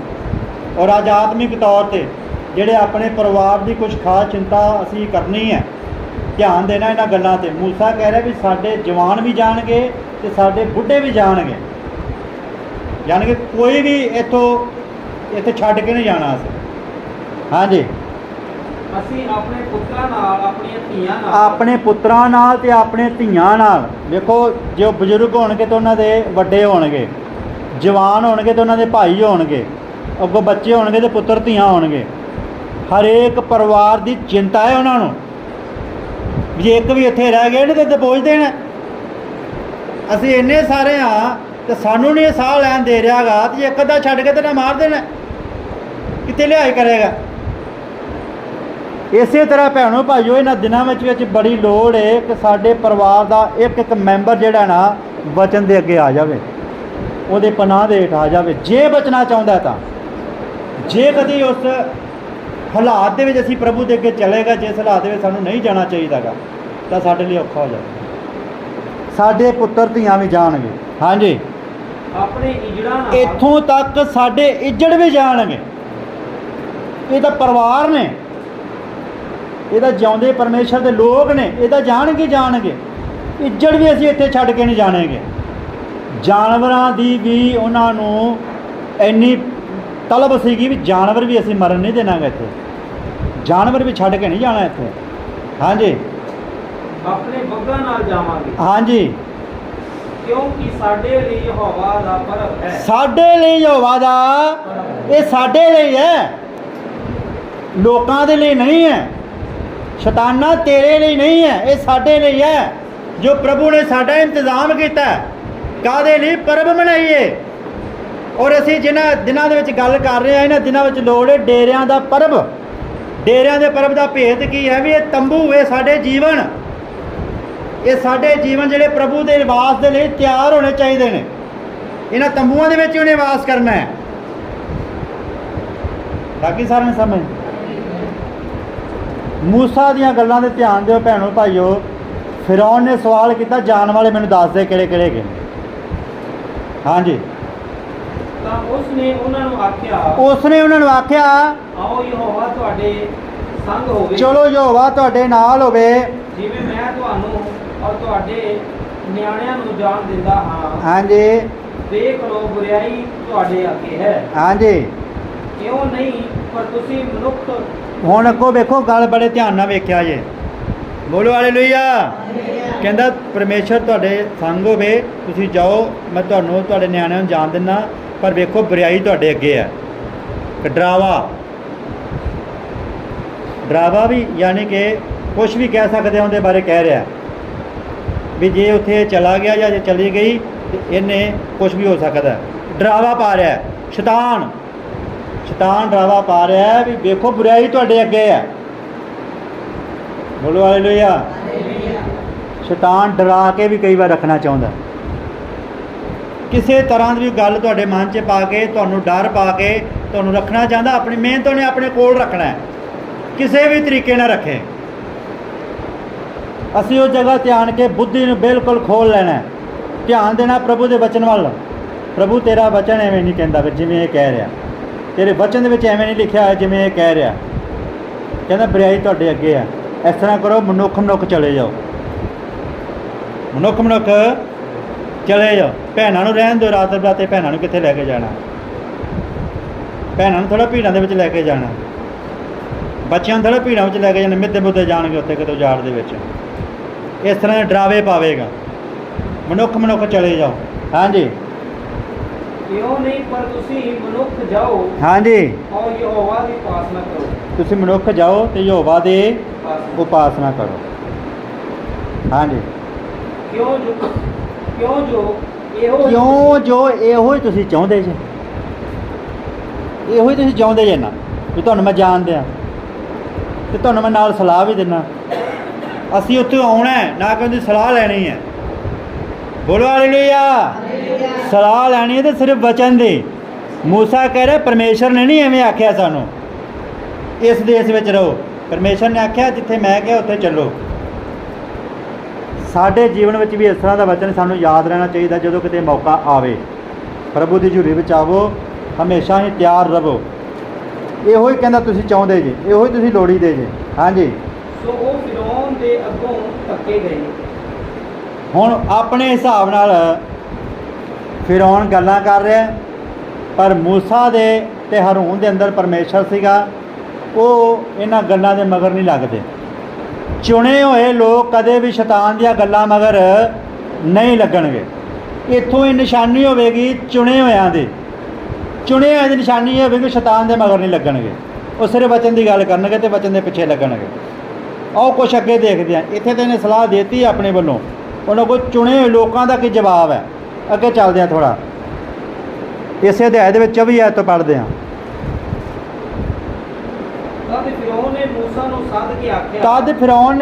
ਸੱਦ ਕੇ ਆਖਿਆ, ਤੁਸੀਂ ਜਾਓ ਔਰ ਯਹੋਵਾ ਦੀ ਉਪਾਸਨਾ ਕਰੋ। ਕੇਵਲ ਤੁਹਾਡੇ ਇੱਜੜ ਔਰ ਤੁਹਾਡੇ ਵਗ ਰਹਿ ਜਾਣ। ਕੇਵਲ ਤੁਹਾਡੇ ਇੱਜੜ ਤੇ ਤੁਹਾਡੇ ਵਗ ਇੱਥੇ ਰਹਿ ਜਾਣ। ਗੱਲਾਂ ਬਾਤਾਂ ਹੋਈਆਂ ਨੇ, ਬਹੁਤ ਜ਼ਿਆਦਾ ਵਾਰਤਾਲਾਪ ਹੋਈ ਹੈ ਫਿਰੌਨ ਦੇ ਨਾਲ। ਕੁਛ ਨਾ ਕੁਛ ਸ਼ੈਤਾਨ ਆਪਦੇ ਕੋਲ ਰੱਖਣਾ ਚਾਹੁੰਦਾ ਸੀਗਾ ਉਹਨਾਂ ਦਾ, ਤਾਂ ਕਿ ਇਹ ਜਾਣ ਔਰ ਪਿੱਛੇ ਇਹਨਾਂ ਦਾ ਧਿਆਨ ਰਵੇ। ਬੋਲੋ ਹਾਲੇਲੂਇਆ। ਕਈ ਵਾਰ ਲੋਕਾਂ ਦਾ ਧਿਆਨ ਪਿੱਛੇ ਰਹਿੰਦਾ। ਕਿਉਂ? ਕਿਉਂਕਿ ਪਿੱਛੇ ਕੋਈ ਨਾ ਕੋਈ ਹੁੰਦਾ ਹੈ, ਪਿੱਛੇ ਕੁਛ ਨਾ ਕੁਛ ਛੱਡਿਆ ਹੁੰਦਾ ਹੈ। ਮੂਸਾ ਨਹੀਂ ਚਾਹੁੰਦਾ ਕਿ ਪਿੱਛੇ ਕੋਈ ਛੱਡ ਕੇ ਜਾਈਏ। ਉਹ ਦੇਖ ਰਿਹਾ ਕਿ ਮੈਂ ਜਿੱਥੇ ਜਾਣਾ ਉੱਥੇ ਹੀ ਜਾਣਾ, ਮੈਂ ਪਿੱਛੇ ਧਿਆਨ ਨਹੀਂ ਕਰਨਾ ਗਾ। ਕਹਿ ਰਹੇ ਤੁਸੀਂ ਜਾਓ, ਵਗਾਂ ਨੂੰ ਇੱਜੜਾਂ ਨੂੰ ਇੱਥੇ ਛੱਡ ਜਾਓ। ਅੱਜ ਵੀ ਭੈਣੋ ਭਾਈਓ, ਕੋਈ ਇਸ ਤਰ੍ਹਾਂ ਦੀ ਚਿੰਤਾ ਘਰ ਨਾ ਛੱਡ ਕੇ ਆਇਆ ਜੇ, ਤਾਂ ਕਿ ਤੁਹਾਡਾ ਧਿਆਨ ਘਰ ਵੱਲ ਜਾਵੇ। ਸਾਰੀ ਚਿੰਤਾ ਪਰਮੇਸ਼ਰ ਤੇ ਛੱਡ ਦਿਓ, ਤਾਂ ਕਿ ਸਾਰਾ ਸਮੇਂ। ਤੇ ਫਿਰ ਜੇ ਕੋਈ ਘਰੇ ਰਹਿ ਰਿਹਾ ਤੇ ਫਿਰ ਉਹਦੀ ਚਿੰਤਾ ਉਹਦੇ 'ਤੇ ਰਹਿਣ ਦਿਓ, ਤੁਸੀਂ ਆਪਣੀ ਚਿੰਤਾ ਕਰੋ। ਹਾਂਜੀ, ਔਰ ਤੁਹਾਡੇ ਨਿਆਣੇ ਵੀ ਨਾਲ ਜਾਣ। ਹਾਂਜੀ। ਤਾਂ ਮੂਸਾ ਨੇ ਆਖਿਆ, ਤੁਸੀਂ ਆਪ ਸਾਡੇ ਹੱਥ ਵਿੱਚ ਬਲੀਆਂ ਅਤੇ ਹੋਮ ਦੀਆਂ ਭੇਟਾਂ ਦਿਓ, ਤਾਂ ਜੋ ਅਸੀਂ ਯਹੋਵਾ ਆਪਣੇ ਪਰਮੇਸ਼ਰ ਲਈ ਚੜਾਈਏ। ਸਾਡੇ ਪਸ਼ੂ ਵੀ ਸਾਡੇ ਨਾਲ ਜਾਣਗੇ। ਸਾਡੇ ਪਸ਼ੂ ਵੀ ਸਾਡੇ ਨਾਲ ਜਾਣਗੇ। ਭਾਈ ਪਸ਼ੂਆਂ ਤੱਕ ਨਹੀਂ ਛੱਡਣਾ ਚਾਹੁੰਦੇ। ਜਿਹੜੇ ਲੋਕ ਚੁਣੇ ਹੋਏ ਹੁੰਦੇ ਨੇ, ਉਹ ਸ਼ੈਤਾਨ ਦੇ ਹੱਥ ਵਿੱਚ ਕੋਈ ਚੀਜ਼ ਨਹੀਂ ਦੇਣਾ ਚਾਹੁੰਦੇ। ਸ਼ੈਤਾਨਾਂ ਅਸੀਂ ਆਪਣੀਆਂ ਸੋਚਾਂ ਵੀ ਤੈਨੂੰ ਦੇਣੀਆਂ ਨਹੀਂ ਚਾਹੁੰਦੇਗੇ। ਸਾਡੀਆਂ ਸੋਚਾਂ ਦਾ ਮਾਲਕ ਵੀ ਸਾਡਾ ਪਰਮੇਸ਼ਰ ਹੀ ਰਹੇਗਾ। ਬਾਕੀ ਸਾਰਾ ਸਮਝ, ਕਿਉਂਕਿ ਸਾਡੇ ਪਰਮੇਸ਼ਰ ਨੇ ਸਾਨੂੰ ਕਿਹਾ ਜੋ ਮੈਂ ਤੁਹਾਡੇ ਪ੍ਰਤੀ ਸੋਚਦਾ ਨਾ, ਭਲਾ ਹੀ ਸੋਚਦਾ, ਬੁਰਾ ਨਹੀਂ ਸੋਚਦਾ ਹੈਗਾ। ਤੂੰ ਤਾਂ ਬੁਰਾ ਸੋਚਣਾ ਸਾਡੇ ਵੱਲ, ਤੂੰ ਤਾਂ ਸਾਡੇ ਵਾਸਤੇ ਬੁਰਾ ਸੋਚਣਾ। ਤੈਨੂੰ ਅਸੀਂ ਸੋਚਾਂ ਵੀ ਨਹੀਂ ਦੇ ਸਕਦੇ। ਤੂੰ ਕਹਿ ਇੱਜ਼ਤ ਛੱਡ ਜਾਓ, ਵਗ ਛੱਡ ਜਾਓ, ਨਿਆਣੇ ਛੱਡ ਜਾ। ਇਹ ਵਾਰਤਾਲਾਪ ਸਾਡੇ ਜੀਵਨ ਦੇ ਅੰਦਰ ਇੰਨੀ ਕੰਮ ਕਰ ਜਾਣੀ ਚਾਹੀਦੀ ਹੈ। ਜਿਨ੍ਹਾਂ ਦਿਨਾਂ ਵਿੱਚ ਅਸੀਂ ਰਹਿ ਰਹੇ ਹਾਂ, ਇਹਨਾਂ ਦਿਨਾਂ ਵਿੱਚ ਤਾਂ ਸ਼ੈਤਾਨ ਬਹੁਤ ਜ਼ਿਆਦਾ ਸਖਤੀ ਕਰ ਰਿਹਾ। ਸਾਡੇ ਕੰਮਕਾਰ 'ਤੇ ਦਬਾਅ ਪਾਇਆ ਜਾ ਰਿਹਾ, ਸਾਡੇ ਜੀਵਨਾਂ ਦੇ ਅੰਦਰ ਦਬਾਅ ਪਾਇਆ ਜਾ ਰਿਹਾ, ਸਾਡੇ ਘਰ ਪਰਿਵਾਰਾਂ ਦੇ ਅੰਦਰ ਦਬਾਅ ਪਾਇਆ ਜਾ ਰਿਹਾ। ਇਹਨਾਂ ਤਣਾਅ ਵੱਧ ਰਿਹਾ ਘਰਾਂ ਦੇ ਵਿੱਚ, ਦਿਲ ਦਿਮਾਗ 'ਤੇ ਇਹਨਾਂ ਅਸਰ ਕੀਤਾ ਜਾ ਰਿਹਾ ਹੈ। ਸ਼ੈਤਾਨ ਕੀ ਨਹੀਂ ਕਰ ਰਿਹਾ ਗਾ। ਉਹ ਹਰ ਹੱਥ ਕੰਡਾ ਵਰਤ ਰਿਹਾ ਤਾਂ ਕਿ ਪਰਮੇਸ਼ਰ ਦੇ ਕੋਲ ਨਾ ਜਾਣ। ਜਿੰਨੇ ਜ਼ਿਆਦਾ ਪਰਮੇਸ਼ਰ ਦੇ ਨੇੜੇ ਰਹਿ ਜਾਣਗੇ ਤੇ ਉਹਨਾਂ ਜ਼ਿਆਦਾ ਇਹਨਾਂ ਦਾ ਰੈਪਚਰ ਜਲਦੀ ਹੋਵੇਗਾ। ਇਸ ਕਰਕੇ ਸ਼ੈਤਾਨ ਨਹੀਂ ਚਾਹੁੰਦਾ ਗਾ। ਆਓ ਅੱਗੇ ਪੜ੍ਹਦੇ ਹਾਂ। ਇੱਕ ਖੋਰ ਵੀ ਪਿੱਛੇ ਨਹੀਂ ਛੱਡਣਾ ਅਸੀਂ। ਤੂੰ ਕਹਿ ਰਿਹਾ ਪਸ਼ੂ ਛੱਡ ਜਾਓ, ਇੱਜ਼ਤ ਛੱਡ ਦਿਓ, ਖੋਰ ਵੀ ਜਿਹੜਾ ਉਹਨਾਂ ਦਾ ਹੁੰਦਾ ਹੈ, ਖੋਰ ਵੀ ਅਸੀਂ ਇੱਥੇ ਛੱਡ ਕੇ ਨਹੀਂ ਜਾਣਾਗਾ। ਨਿੱਕੀ ਨਿੱਕੀ ਚੀਜ਼ ਦਾ ਧਿਆਨ ਦੇ ਰਿਹਾ ਮੂਸਾ। ਹਾਂਜੀ, ਕਿਉਂ ਜੋ ਉਹਨਾਂ ਦੇ ਵਿੱਚੋਂ ਹੀ ਯਹੋਵਾ ਆਪਣੇ ਪਰਮੇਸ਼ਰ ਦੀ ਉਪਾਸਨਾ ਲਈ ਲਵਾਂਗੇ। ਕਿਉਂ ਜੋ ਇਹਨਾਂ ਦੇ ਵਿੱਚੋਂ ਤਾਂ ਅਸੀਂ ਪਰਮੇਸ਼ਰ ਦੀ ਉਪਾਸਨਾ ਦੇ ਲਈ ਬਲੀਆਂ ਲੈਣੀਆਂ ਨੇ। ਤੂੰ ਕਹਿ ਰਿਹਾ ਇੱਥੇ ਛੱਡ ਤੇ ਬਲੀ ਕਿਹਦੀ ਚਲਾਵਾਂਗੇ? ਲੱਗੇ ਸਾਰਿਆਂ ਨੂੰ ਸਮਝ। ਇਸ ਕਰਕੇ ਭੈਣੋ ਭਾਈਓ ਬੜੀਆਂ ਗੱਲਾਂ ਦਾ ਧਿਆਨ ਰੱਖਣਾ ਹੈ। ਜੋ ਅਸੀਂ ਪਰਮੇਸ਼ਰ ਦੇ ਅੱਗੇ ਅਰਪਣ ਕਰਨਾ ਨਾ, ਉਹ ਤੁਹਾਡੇ ਕੋਲ ਹੀ ਹੋਵੇ, ਤੁਹਾਡੇ ਨਾਲ ਹੀ ਹੋਵੇ। ਇਹ ਨਾ ਕਹੋ ਮੈਨੂੰ ਚੇਤਾ ਭੁੱਲ ਗਿਆ, ਮੈਨੂੰ ਯਾਦ ਭੁੱਲ ਗਿਆ। ਇਸ ਤਰ੍ਹਾਂ ਨਹੀਂ। ਸ਼ੈਤਾਨ ਉਹ ਚੀਜ਼ ਘਰ ਰੱਖ ਲੈਂਦਾ। ਸ਼ੈਤਾਨ ਉਹ ਚੀਜ਼ ਤੁਹਾਡੇ ਕੋਲ ਆਪਣੇ ਕੋਲ ਰੱਖਣਾ ਚਾਹੁੰਦਾ, ਤੁਹਾਡੀ ਚੀਜ਼ ਨੂੰ, ਤਾਂ ਕਿ ਤੁਹਾਡੇ ਕੋਲ ਹੋਏਗੀ ਤੁਸੀਂ ਪਰਮੇਸ਼ਰ ਅੱਗੇ ਅਰਪਣ ਕਰ ਦੇਣੀ ਹੈ। ਜੇ ਸ਼ੈਤਾਨ ਕੋਲ ਹੋਏਗੀ ਤਾਂ ਆਪਣੇ ਹਿਸਾਬ ਨਾਲ ਇਸਤੇਮਾਲ ਕਰੇਗਾ। ਇਸ ਕਰਕੇ ਸ਼ੈਤਾਨ ਕੁਛ ਨਾ ਆਪਣੇ ਕੋਲ ਰੱਖਣਾ ਚਾਹੁੰਦਾ, ਤਾਂ ਕਿ ਤੁਹਾਡਾ ਧਿਆਨ ਵੀ ਪਿੱਛੇ ਰਹੇ, ਤੁਹਾਡਾ ਧਿਆਨ ਨਾ ਉੱਧਰ ਜਾਵੇ ਪੂਰਾ ਤੇ ਨਾ ਹੀ ਪਿੱਛੇ ਰਹੇ ਪੂਰਾ, ਵਿਚਕਾਰ ਤੁਸੀਂ ਲਟਕਦੇ ਰਹੋ। ਇਸ ਕਰਕੇ ਸਾਰੀ ਚਿੰਤਾ ਉਹਦੇ ਛੱਡ ਕੇ ਆਓ। ਪ੍ਰਭੂ ਤੇਰਾ ਧੰਨਵਾਦ ਹੈ। ਜੋ ਹੋਏਗਾ ਵੇਖੀ ਜਾਏਗੀ। ਹਾਂਜੀ ਜਦ ਤੱਕ ਉੱਥੇ ਨਾ ਜਾਈਏ, ਹਾਂਜੀ ਅਸੀਂ ਨਹੀਂ ਜਾਣਦੇ ਕਾਹਦੇ ਨਾਲ ਯਹੋਵਾ ਦੀ ਉਪਾਸਨਾ ਕਰਨੀ ਹੈ। ਹਾਂਜੀ ਪਰ ਯਹੋਵਾ ਨੇ ਫਿਰੌਨ ਦੇ ਮਨ ਨੂੰ ਕਠੋਰ ਹੋਣ ਦਿੱਤਾ। ਹਾਂਜੀ ਉਸ ਨੇ ਨਾ ਚਾਹਿਆ ਕਿ ਉਹ ਜਾਣ। ਉਹ ਇਹ ਵੀ ਨਹੀਂ ਚਾਹੁੰਦਾ ਕਿ ਉਹ ਜਾਣ। ਮੂਸਾ ਸਖਤ ਜਵਾਬ ਦੇ ਰਿਹਾ, ਉਹ ਅੱਗੋਂ ਸਖਤਾਈ ਕਰ ਰਿਹਾ। ਮੂਸਾ ਵੀ ਪਿੱਛੇ ਨਹੀਂ ਹਟ ਰਿਹਾ ਹੈਗਾ। ਉਹ ਵੀ ਪਰਮੇਸ਼ਰ ਦਾ ਵਚਨ ਲੈ ਕੇ ਵਚਨ ਦੇ ਨਾਲ ਹੀ ਖੜਾ ਹੋਇਆ। ਉਹ ਵੀ ਕਹਿ ਰਿਹਾ ਫਿਰ ਕਰ ਲਾ, ਜਿੰਨਾ ਤੇਰਾ ਜ਼ੋਰ ਲੱਗਦਾ ਹੀ ਲਾ ਲੈ ਫਿਰ। ਹਾਂਜੀ ਤਾਂ ਫਿਰੌਨ ਨੇ ਉਸ ਨੂੰ ਆਖਿਆ, ਹਾਂਜੀ ਮੇਰੇ ਕੋਲੋਂ ਨਿਕਲ ਫਿਰੌਨ ਨੇ ਜਾ। ਆਖਿਆ ਮੇਰੇ ਕੋਲ ਨਿਕਲ ਜਾਣ, ਬਸ ਚੰਗਾ ਰਹਿ ਜਾਏਗਾ। ਹਾਂਜੀ ਪਰ ਧਿਆਨ ਰੱਖ, ਹਾਂਜੀ ਫੇਰ ਕਦੀ ਮੇਰੇ ਮੂੰਹ ਨਾ ਵੇਖੀ। ਫੇਰ ਤੂੰ ਕਦੇ ਮੇਰਾ ਮੂੰਹ ਨਾ ਵੇਖੇਂਗਾ। ਸ਼ੈਤਾਨ ਕਹਿ ਰਿਹਾ ਫਿਰੌਨ ਦੇ ਵਿੱਚ ਵੜ ਕੇ, ਮੇਰਾ ਮੂੰਹ ਕਦੇ ਨਾ ਵੇਖੇਂਗਾ। ਜੇ ਵਾਕਈ ਉੱਥੇ ਰੈਪਚਰ ਹੋ ਗਿਆ ਤਾਂ ਮੂੰਹ ਦਾ ਵਾਕਈ ਨਹੀਂ ਹੁੰਦਾ ਵੇਖਿਆ ਜਾਣਾਗਾ, ਜਿਹੜਾ ਵੀ ਉੱਥੇ ਰਹਿ ਰਿਹਾ। ਬਾਕੀ ਸਾਰਿਆਂ ਨੂੰ ਸਮਝ। ਅੱਗੋਂ ਮੂਸਾ ਦਾ ਜਵਾਬ ਵੇਖੀਏ, ਕਰਾਰਾ। ਅਸੀਂ ਵੀ ਕਰਾਰਾ ਜਵਾਬ ਦੇਣਾ, ਮਿੱਠਾ ਮਿੱਠਾ ਜਵਾਬ ਨਹੀਂ ਦੇਣਾ। ਮਿੰਨਤਾਂ ਨਹੀਂ ਕਰਨੀਆਂ, ਜਾਣਦੇ ਯਾਰ ਮੈਂ ਵੀ ਜਾਣਾ, ਮੈਂ ਵੀ ਲੇਟ ਹੋ ਜਾਣਾ, ਮੈਨੂੰ ਵੀ ਜਾਣ। ਐਵੇਂ ਨਹੀਂ ਕਹਿਣਾਗਾ ਹਾਂ ਜਾਂ ਨਾ ਮੰਗਣੀ ਇਹਦੇ ਕੋਲ। ਜਾਣ ਦੇਣਾ ਹੈ ਕਿ ਨਹੀਂ ਜਾਣ ਦੇਣਾ, ਬਸ ਅਸੀਂ ਤਾਂ ਲੈ ਕੇ ਜਾਣਾ, ਅਸੀਂ ਤਾਂ ਜਾਣਾ ਹੈ ਭਾਈ। ਇੱਕ ਗੱਲ ਦੇ ਵਿੱਚ ਖਤਮ ਕਰ ਲਈ, ਮੈਂ ਜਾਣਾ ਹੈ ਤਾਂ ਮਤਲਬ ਜਾਣਾ ਹੈ। ਤੂੰ ਕੀ ਕਹਿ ਰਿਹਾ? ਮੈਨੂੰ ਆਵਾਜ਼ ਤੇਰੀ ਸੁਣੀ ਗਈ। ਆਓ ਮੂਸਾ ਦਾ ਜਵਾਬ ਸੁਣੀਏ ਕੀ ਦੇ ਰਿਹਾ। ਹਾਂਜੀ ਕਿਉਂ ਜੋ ਜਿਸ ਦਿਨ ਤੂੰ ਮੇਰਾ ਮੂੰਹ ਵੇਖੇਗਾ ਤੂੰ ਮਰੇਗਾ। ਸ਼ੈਤਾਨ ਕਹਿ ਰਿਹਾ ਫਿਰੌਨ ਦੇ ਵਿੱਚ ਵੜ ਕੇ, ਜਿਸ ਦਿਨ ਤੂੰ ਮੇਰਾ ਮੂੰਹ ਵੇਖ ਲੇਗਾ ਨਾ ਮਰ ਜਾਏਗਾ ਤੂੰ। ਹੁਣ ਨਿਕਲ ਜਾ ਤੂੰ ਤਾਂ ਚੰਗਾ ਰਹਿ ਜਾਏਗਾ। ਜਿਹੜਾ ਮੇਰੇ ਮੱਥੇ ਲੱਗ ਗਿਆ ਹਿਸਾਬ ਲਾ ਲਈ ਹੁਣ ਤੂੰ। ਇਹ ਆਖਰੀ ਮੌਕਾ ਤੈਨੂੰ ਮੈਂ ਦੇ ਦਿੱਤਾ ਹੀ। ਇੰਨੀਆਂ ਤੈਨੂੰ ਮੈਂ ਕਿਉਂ ਨੂੰ ਨਾਲ ਜਾਏ। ਇੱਕ ਤਾਂ ਤੂੰ ਬੱਚਾ ਵੀ ਨਹੀਂ ਛੱਡ ਸਕਦਾ ਇੱਥੇ ਮੇਰੇ ਵਾਸਤੇ, ਹੈ ਉਹ ਨਹੀਂ ਛੱਡ ਸਕਦਾ, ਆਹ ਨਹੀਂ ਛੱਡ ਸਕਦਾ, ਇਹਨੂੰ ਨਿੱਕੂ ਜਿਹੇ ਨੂੰ ਮੇਰੇ ਵਾਸਤੇ ਨਹੀਂ ਛੱਡ ਸਕਦਾ। ਇਹਨੇ ਤਾਂ ਉੱਥੇ ਕਿਹੜੀ ਭਗਤੀ ਕਰਨੀ ਹੈ? ਇੱਥੇ ਮੈਨੂੰ ਖਿਡਾਵਾਂਗਾ, ਖਿਡੌਣੇ ਦਿਆਂਗਾ, ਕਰਾਂਗਾ। ਇਹਨੇ ਉੱਥੇ ਜਾ ਕੇ ਕਰਨਾ, ਰੋਈ ਜਾਣਾ। ਤੁਹਾਡਾ ਵੀ ਧਿਆਨ ਹਟਾਵੇਗਾ। ਲੱਗੇ ਸਾਰਿਆਂ ਨੂੰ ਸਮਝ। ਮੂਸਾ ਕਹਿੰਦੇ ਤੂੰ ਹੋਰ ਕਿਸੇ ਨੂੰ ਸਿਖਾਈ, ਪਰਮੇਸ਼ਰ ਦੇ ਲੋਕਾਂ ਨੂੰ ਤੂੰ ਸਿਖਾ ਸਕਦਾ ਹੈ। ਉਹ ਕਹਿੰਦਾ ਨਿਕਲ ਜਾ ਬਸ, ਜਦੋਂ ਤੂੰ ਮੇਰੇ ਮੱਥੇ ਲੱਗ ਗਿਆ ਸਮਝ ਲੈ ਤੂੰ ਹੁਣ ਮਰੇਗਾ। ਧਮਕੀ ਆ ਗਈ ਮਰਨ ਦੇ ਵੀ, ਸਾਨੂੰ ਵੀ ਆ ਸਕਦੀ ਹੈ। ਇਹ ਜਿਹੜੀ ਬਿਮਾਰੀ ਲੱਗੀ ਨਾ, ਜਿਹੜੀ ਪਰੇਸ਼ਾਨੀ ਲੱਗੀ ਨਾ, ਉਹ ਘੱਟ ਹੀ ਚਾਂਸ ਵੈਸੇ ਤੇਰੇ, ਚਾਂਸ ਘੱਟ ਹੀ ਹੈ। ਜੇ ਵਾਪਸ ਆ ਜਾਏ ਤੇ ਆ ਜਾਏ ਬਸ। ਅੱਗੋਂ ਮੂਸਾ ਹੀ ਕਹਿ ਰਿਹਾ, ਆਓ ਪੜ੍ਹਦੇ ਹਾਂ ਅੱਗੇ। ਮੂਸਾ ਨੇ ਆਖਿਆ, ਮੂਸਾ ਨੇ ਆਖਿਆ ਠੀਕ ਬੋਲਿਆ ਹੈ। ਤੂੰ ਠੀਕ ਬੋਲਿਆ। ਬੋਲੋ ਹਾਲੇਲੂਇਆ। ਉਹ ਤੂੰ ਠੀਕ ਬੋਲਿਆ। ਤੇਰੇ ਮੱਥੇ ਦਾ ਹੀ ਵੈਸੇ ਵੀ ਨਹੀਂ ਲੱਗਣਾ ਚਾਹੁੰਦੇ, ਤੂੰ ਆਪਣੇ ਮੂੰਹ ਹੀ ਮੰਨ ਲਿਆ। ਹੁਣ ਮੌਤ ਕਹਿੰਦੀ ਹੋਏਗੀ ਤਾਂ ਮੌਕਾ ਹੀ ਦੱਸੇਗਾ। ਮਰਨਾ ਕਿਨੇ ਤਾਂ ਪਰਮੇਸ਼ਰ ਦੇ ਹੱਥ ਵਿੱਚ ਹੈ ਨਾ, ਤੂੰ ਥੋੜ੍ਹਾ ਮਾਰਨਾ ਸਾਨੂੰ। ਉਹ ਲੋਕ ਜਿਹੜੇ ਬੜੀ ਵੱਡੀ ਭਿਆਨਕ ਬਿਮਾਰੀ ਦੇ ਅੰਦਰ ਹੁੰਦੇ ਨੇ, ਸਮਾਂ ਕੱਢ ਜਾਂਦੇ ਨੇ। ਉਹ ਲੋਕ ਜਿਨ੍ਹਾਂ ਦੇ ਅੰਦਰ ਬਿਮਾਰੀ ਵੀ ਨਹੀਂ ਹੁੰਦੀ ਫਿਰ ਵੀ ਮਰ ਜਾਂਦੇ ਨੇ। ਪਰਮੇਸ਼ਰ ਦਾ ਕੰਮ ਹੀ ਮਾਰਨਾ ਜਵਾਨਾ। ਤੁਸੀਂ ਉਹਦੇ ਕੋਲ ਨਾ ਡਰੋ ਜਿਹੜਾ ਤੁਹਾਡੇ ਸਰੀਰ ਦਾ ਨੁਕਸਾਨ ਕਰ ਸਕਦਾ। ਉਹਦੇ ਕੋਲ ਡਰੋ ਜਿਹੜਾ ਤੁਹਾਡੀ ਆਤਮਾ ਦਾ ਵੀ ਨੁਕਸਾਨ ਕਰ ਸਕਦਾ। ਮੂਸਾ ਕਹਿ ਰਿਹਾ ਤੂੰ ਠੀਕ ਕਹਿਤਾ। ਹਾਂਜੀ ਮੈਂ ਫੇਰ ਕਦੀ ਤੇਰਾ ਮੂੰਹ ਨਾ ਮੈਂ ਫੇਰ ਕਦੇ ਤੇਰਾ ਮੂੰਹ ਨਾ ਵੇਖਾਂਗਾ। ਡਟ ਕੇ ਮੁਕਾਬਲਾ ਕੀਤਾ। ਮੂਸਾ ਨੇ ਡਟ ਕੇ ਮੁਕਾਬਲਾ ਕੀਤਾ, ਡਰਿਆ ਨਹੀਂ, ਘਬਰਾਇਆ ਨਹੀਂ ਹੈ। ਹੁਣ ਪਤਾ ਪਰਮੇਸ਼ਰ ਮੇਰੇ ਨਾਲ ਹੈ, ਪਰਮੇਸ਼ਰ ਦੇ ਚਿੰਨ੍ਹ ਮੇਰੇ ਨਾਲ ਨੇ, ਨਿਸ਼ਾਨ ਮੇਰੇ ਨਾਲ ਹੈ। ਇਹ ਸੰਦੇਸ਼ ਸੱਚਾ ਸੰਦੇਸ਼ ਮੇਰੇ ਨਾਲ ਹੈ। ਇਹਨਾਂ ਦਿਨਾਂ ਵਿੱਚ ਜਿਹੜਾ ਸੰਦੇਸ਼ ਪ੍ਰਗਟ ਹੋਇਆ ਮੇਰੇ ਨਾਲ ਹੈ, ਚੁਣੇ ਲੋਕਾਂ ਦੇ ਕੋਲ ਹੈ। ਇਹ ਮੋਹਰਾਂ ਦੀ ਕਿਤਾਬ ਮੇਰੇ ਕੋਲ ਹੈ। ਮੈਂ ਜਿੱਤ ਪ੍ਰਾਪਤ ਕਰਾਂਗਾ ਸ਼ੈਤਾਨ ਦੇ ਉੱਤੇ। ਨਬੀ ਦਾ ਸੰਦੇਸ਼ ਸਾਡੇ ਕੋਲ ਹੈ, ਜਿਹਨੇ ਸਾਰੇ ਭੇਤਾਂ ਨੂੰ ਖੋਲ੍ਹ ਕੇ ਰੱਖ ਦਿੱਤਾ। ਅਸੀਂ ਸ਼ੈਤਾਨ ਕੋਲ ਕਿਉਂ ਡਰੀਏ? ਆਓ ਥੋੜਾ ਵਚਨ ਨੂੰ ਹੋਰ ਛੱਡਦੇ ਹਾਂ, ਅੱਗੇ ਚੱਲਦੇ ਹਾਂ। ਸਮਝ ਲੱਗ ਰਹੀ ਸਾਰਿਆਂ ਨੂੰ? ਆਓ 12 ਦੇ ਐਵੇਂ ਚੱਲਦੇ ਹਾਂ। 12 ਦੇ ਉਹਦੀ 27 ਐਤ ਤੇ 28 ਐਤ ਨੂੰ ਪੜ੍ਹਦੇ ਹਾਂ। ਬੜੇ ਧਿਆਨ ਦੇ ਨਾਲ ਵਚਨ ਨੂੰ ਸੁਣਿਆ ਜੀ। ਤਾਂ ਤੁਸੀਂ ਆਖਿਓ ਕਿ ਇਹ ਯਹੋਵਾ ਦੀ ਪਸਾਹ ਦਾ ਬਲਿਦਾਨ ਹੈ, ਜੋ ਮਿਸਰ ਵਿੱਚ ਇਜ਼ਰਾਈਲੀਆਂ ਦੇ ਘਰਾਂ ਦੇ ਉੱਤੋਂ ਦੀ ਲੰਘਿਆ ਜਾਂਦਾ ਹੈ। ਉਸ ਨੇ ਮਿਸਰੀਆਂ ਨੂੰ ਮਾਰਿਆ, ਪਰ ਸਾਡੇ ਘਰਾਂ ਨੂੰ ਬਚਾਇਆ। ਤਾਂ ਪ੍ਰਜਾ ਨੇ ਸੀਸ ਨਿਵਾ ਕੇ ਸੀਸ ਨਵਾਤੇ ਨੇ। ਬੋਲੋ ਹਾਲੇਲੂਇਆ। ਕਹਿੰਦੇ ਅੱਗੇ ਪਰਮੇਸ਼ਰ ਦੇ ਅੱਗੇ ਉਸ ਨੇ ਸਾਨੂੰ ਮਿਸਰ ਵਿੱਚੋਂ ਕੱਢਿਆ, ਛੁਡਾਇਆ, ਜਿੱਤ ਪ੍ਰਾਪਤ ਕੀਤੀ। ਪਰਮੇਸ਼ਰ ਦੇ ਅੱਗੇ ਉਹਨਾਂ ਨੇ ਸੀਸ ਨਵਾਤੇ ਨੇ। ਆਓ ਦੇਖੀਏ ਬਾਈਬਲ ਇਹਦੇ ਬਾਰੇ ਕੀ ਕਹਿੰਦੀ। ਯਕੂਬ ਦੀ ਪੱਤਰੀ। ਪਰਮੇਸ਼ਰ ਦੇ ਅੱਗੇ ਪਰਮੇਸ਼ਰ ਦੇ ਲੋਕਾਂ ਨੇ ਸੀਸ ਨਵਾਏ ਨੇ, ਫਿਰੌਨ ਦੇ ਅੱਗੇ ਨਹੀਂ। ਬੜੇ ਧਿਆਨ ਦੇ ਨਾਲ ਵਚਨ ਨੂੰ ਲੈਣਾ ਹੈ।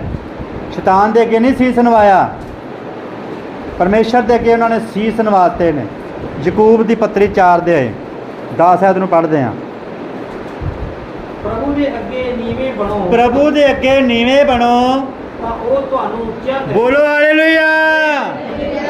ਕਿੰਦੇ ਅੱਗੇ ਨੀਵੇਂ ਬਣੋ? ਪ੍ਰਭੂ ਦੇ ਅੱਗੇ, ਤੇ ਉਹ ਤੁਹਾਨੂੰ ਉੱਚਾ ਕਰੇਗਾ। ਇਹਨਾਂ ਨੇ ਸਾਹਮਣਾ ਕੀਤਾ। ਕਿੰਦਾ ਸਾਹਮਣਾ ਕੀਤਾ? ਕਿੰਦਾ ਸਾਹਮਣਾ ਕੀਤਾ? ਫਿਰੌਨ ਦਾ, ਸ਼ੈਤਾਨ ਦਾ ਸਾਹਮਣਾ ਕੀਤਾ। ਪਰ ਪਰਮੇਸ਼ਰ ਦੇ ਅੱਗੇ ਨੀਵੇਂ ਹੋਏ ਨੇ। ਜੇ ਪਰਮੇਸ਼ਰ ਦੇ ਅੱਗੇ ਝੁਕੇ ਨੇ ਤਾਂ ਆਓ ਅਸੀਂ ਵੇਖਦੇ ਹਾਂ ਫਿਰੌਨ ਦੀ ਜ਼ੁਬਾਨੀ। ਜੇ ਪਰਮੇਸ਼ਰ ਦੇ ਅੱਗੇ ਝੁਕੇ ਨੇ, ਕਿਉਂਕਿ ਫਿਰੌਨ ਚਾਹੁੰਦਾ ਸੀਗਾ ਵੀ ਮੇਰੀਆਂ ਚੀਜ਼ਾਂ ਇੱਥੋਂ ਲੈ ਜਾਓ ਅਤੇ ਉਹ ਭੇਟਾਂ ਬੜੀਆਂ ਚੜਾਓ, ਘਿਨਾਉਣੀਆਂ ਵਸਤਾਂ ਦੇਣਾ ਚਾਹੁੰਦਾ ਸੀਗਾ। ਮੂਸਾ ਕਹਿੰਦਾ ਘਿਨਾਉਣੀਆਂ ਵਸਤਾਂ ਨਹੀਂ ਉੱਥੇ ਚੜ੍ਹਦੀਆਂ, ਇਹ ਘਿਨਾਉਣੇ ਕੰਮ ਨਹੀਂ ਅਸੀਂ ਪਰਮੇਸ਼ਰ ਦੀ ਜੁਰਜਾ ਕਰਨੇ। ਤੇਰਾ ਦਿੱਤਾ ਕੁਛ ਵੀ ਨਹੀਂ ਅਸੀਂ ਲੈ ਕੇ ਜਾਣਾ। ਅਸੀਂ ਪਰਮੇਸ਼ਰ ਦੇ ਲੋਕ ਹਾਂ, ਪਰਮੇਸ਼ਰ ਦਾ ਦਿੱਤਾ ਇੱਥੇ ਚਲਾਵਾਂਗੇ। ਤੂੰ ਸਾਡੇ ਸਾਰੇ ਜਾਣਦੇ ਸਾਨੂੰ ਨਾਲ, ਸਾਡੇ ਨਾਲ। ਘਿਨਾਉਣੀਆਂ ਵਸਤਾਂ ਦੇ ਮੂਸਾ ਨੇ ਧਿਆਨ ਨਹੀਂ ਰੱਖਿਆ। ਜੇ ਉਹ ਨੀਵੇਂ ਹੋਏ ਨੇ ਪਰਮੇਸ਼ਰ ਦੇ ਅੱਗੇ, ਤੇ ਉਹ ਫਿਰੌਨ ਦੀ ਜ਼ੁਬਾਨੀ ਸੁਣਨੇ ਆ। 12 ਦੇ 31 ਐਤ ਤੇ 32 ਐਤ ਨੂੰ ਪੜ੍ਹਦੇ ਹਾਂ।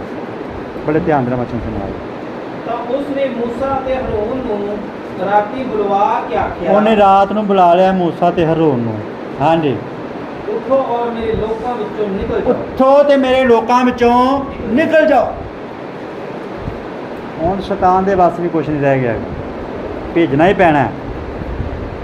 ਜੇ ਤੁਸੀਂ ਪਰਮੇਸ਼ਰ ਦੇ ਅੱਗੇ ਨੀਵੇਂ ਹੋਵੋਗੇ, ਸ਼ੈਤਾਨ ਦਾ ਸਾਹਮਣਾ ਕਰੋਗੇ, ਤੇ ਹੁਣ ਸ਼ੈਤਾਨ ਉਹਦੇ ਵਿੱਚ ਵੜ ਕੇ ਕੀ ਕਹਿ ਰਿਹਾ? ਨਿਕਲ ਜਾਓ। ਪਹਿਲਾਂ ਤਰੀਕੇ ਨਾਲ ਰੋਕਣਾ ਚਾਹੁੰਦਾ ਸੀਗਾ, ਜਾਣੀ ਕਿ ਆਪਣੇ ਛਲ ਛਿੰਦਰ ਵਰਤ ਰਿਹਾ ਸੀਗਾ। ਪਰ ਜਿਹੜੇ ਮੂਸਾ ਹਰੀ ਨੇ ਪਰਮੇਸ਼ਰ ਦੇ ਸਾਰੇ ਸ਼ਸਤਰ ਬਸਤਰ ਧਾਰੇ ਹੋਏ ਨੇ, ਉਹ ਇਹਦੇ ਛਲ ਛਿੰਦਰ ਆ ਕੇ ਨਹੀਂ ਆ ਸਕਦੇ। ਇਸੇ ਤਰ੍ਹਾਂ ਸਾਨੂੰ ਵੀ ਕਿਹਾ ਗਿਆ ਪਰਮੇਸ਼ਰ ਦੇ ਸਾਰੇ ਛਲ ਛਿੰਦਰਾਂ ਦੇ ਜੇ ਤੁਸੀਂ ਖੜਨਾ ਸਾਹਮਣੇ, ਤੇ ਪਰਮੇਸ਼ਰ ਦੇ ਸਾਰੇ ਸ਼ਸਤਰ ਬਸਤਰ ਧਾਰ ਲਵੋ, ਤਾਂ ਕਿ ਤੁਸੀਂ ਸ਼ੈਤਾਨ ਦਾ, ਉਹਦੀਆਂ ਚਲਾਕੀਆਂ ਦਾ ਸਾਹਮਣਾ ਕਰ ਸਕੋ। ਤਾਂ ਭੈਣੋ ਭਾਈਓ, ਅਸੀਂ ਆਪਣੇ ਹਿਸਾਬ ਦੇ ਨਾਲ, ਆਪਣੀ ਸਿਆਣਪ ਦੇ ਨਾਲ ਸਾਹਮਣਾ ਨਹੀਂ ਕਰ ਸਕਦੇ। ਸਾਨੂੰ ਪਰਮੇਸ਼ਰ ਦੇ ਅੱਗੇ ਅਧੀਨ ਵੀ ਹੋਣਾ ਪਵੇਗਾ।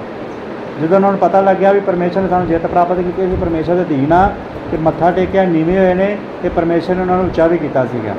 ਪਰਮੇਸ਼ਰ ਤੁਹਾਨੂੰ ਉੱਚਾ ਕਰੇਗਾ, ਪਰ ਜੇ ਸ਼ੈਤਾਨ ਨੇ ਤੁਹਾਨੂੰ ਨੀਵਾਂ ਕੀਤਾ ਤਾਂ ਉਹਨੇ ਨੀਵਾਂ ਹੀ ਕਰਨਾ ਹੈ। ਉਹਨੇ ਉੱਚਾ ਨਹੀਂ, ਉਹਨੇ ਤਾਂ ਆਪ ਉੱਚਾ ਹੋਣਾ।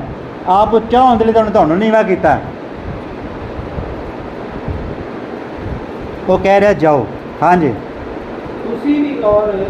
ਤੁਸੀਂ ਵੀ ਤੇ ਸਾਰੇ ਇਸਰਾਏਲੀ ਵੀ ਔਰ ਜਾ ਕੇ ਆਪਣੀ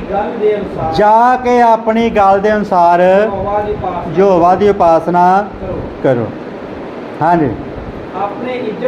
ਆਪਣੇ ਇੱਜੜ ਵੀ ਬੋਲੋ ਹਾਲੇਲੂਇਆ। ਹੁਣ ਉਹਨੂੰ ਪਤਾ ਲੱਗ ਗਿਆ ਵੀ ਇਹ ਵਚਨ ਤੇ ਖੜੇ ਹੋਏ ਨੇ, ਇਹਨਾਂ ਨੇ ਮੈਨੂੰ ਕੁਛ ਵੀ ਨਹੀਂ ਦੇਣਾ ਗਾ। ਇਹ ਵਚਨਧਾਰੀ ਲੋਕ ਨੇ, ਇਹ ਵਚਨ ਦੇ ਨਾਲ ਚੱਲਣ ਵਾਲੇ ਲੋਕ ਨੇ। ਇਹ ਮੇਰੀਆਂ ਗੱਲਾਂ ਵਿੱਚ ਆਉਣ ਵਾਲੇ ਲੋਕ ਨਹੀਂ ਹੈਗੇ। ਕਈ ਲੋਕ ਸ਼ੈਤਾਨ ਦੀਆਂ ਗੱਲਾਂ ਵਿੱਚ ਆ ਜਾਂਦੇ ਨੇ ਔਰ ਕੁਛ ਨਾ ਕੁਛ ਉੱਥੇ ਛੱਡ ਦਿੰਦੇ ਨੇ, ਤਾਂ ਕਿ ਉਹਨਾਂ ਦਾ ਧਿਆਨ ਉੱਥੇ ਖਚੀਚਾ ਰਹੇ। ਨਹੀਂ ਭੈਣੋ ਭਾਈਓ, ਕੋਈ ਇਸ ਤਰ੍ਹਾਂ ਦੀ ਸ਼ੈਤਾਨ ਕੋਈ ਚੀਜ਼ ਨਾ ਛੱਡੋ ਵੀ ਤੁਹਾਡਾ ਧਿਆਨ ਉੱਧਰ ਖਿੱਚਿਆ ਜਾਵੇ। ਹਰ ਇੱਕ ਚੀਜ਼ ਉਹਦੇ ਕੋਲ ਲੈ ਕੇ ਤੁਰੋ। ਜਿਹੜੀ ਚੀਜ਼ ਤੁਹਾਡੀ ਹੈ, ਤੁਹਾਡੀ ਹੈ। ਹੱਕ 'ਚ ਤਾਂ ਹੋਵੇ ਚੀਜ਼ ਮੇਰੀ ਹੈ, ਤੇਰਾ ਇਹਦੇ 'ਤੇ ਕੋਈ ਹੱਕ ਨਹੀਂ ਹੈ। ਮੇਰੀ ਹੈ ਤੇ ਮੇਰੇ ਨਾਲ ਹੀ ਰਹੇਗੀ। ਇਸ ਕਰਕੇ ਤੁਹਾਡੀ ਪਤਨੀ ਤੇ ਤੁਹਾਡਾ ਹੱਕ ਹੈ। ਇੱਕ ਪਤੀ ਦੀ ਪਤਨੀ ਜਿਹੜੀ ਹੁੰਦੀ ਹੈ, ਕਿਹਦਾ ਹੱਕ ਹੈ? ਪਤੀ ਦਾ। ਇੱਕ ਪਤਨੀ ਦਾ ਪਤੀ ਤੇ ਹੱਕ ਹੈ, ਕਿਉਂਕਿ ਲਿਖਿਆ ਦੋਵੇਂ ਇੱਕ ਸਰੀਰ ਹੋਣਗੇ। ਤੁਹਾਡੇ ਬੱਚਿਆਂ ਦੇ ਤੁਹਾਡਾ ਹੱਕ ਹੈ, ਬੱਚਿਆਂ ਦਾ ਮਾਂ ਪਿਓ ਤੇ ਹੱਕ ਹੈ। ਬਾਕੀ ਸਾਰਿਆਂ ਨੂੰ ਸਮਝ,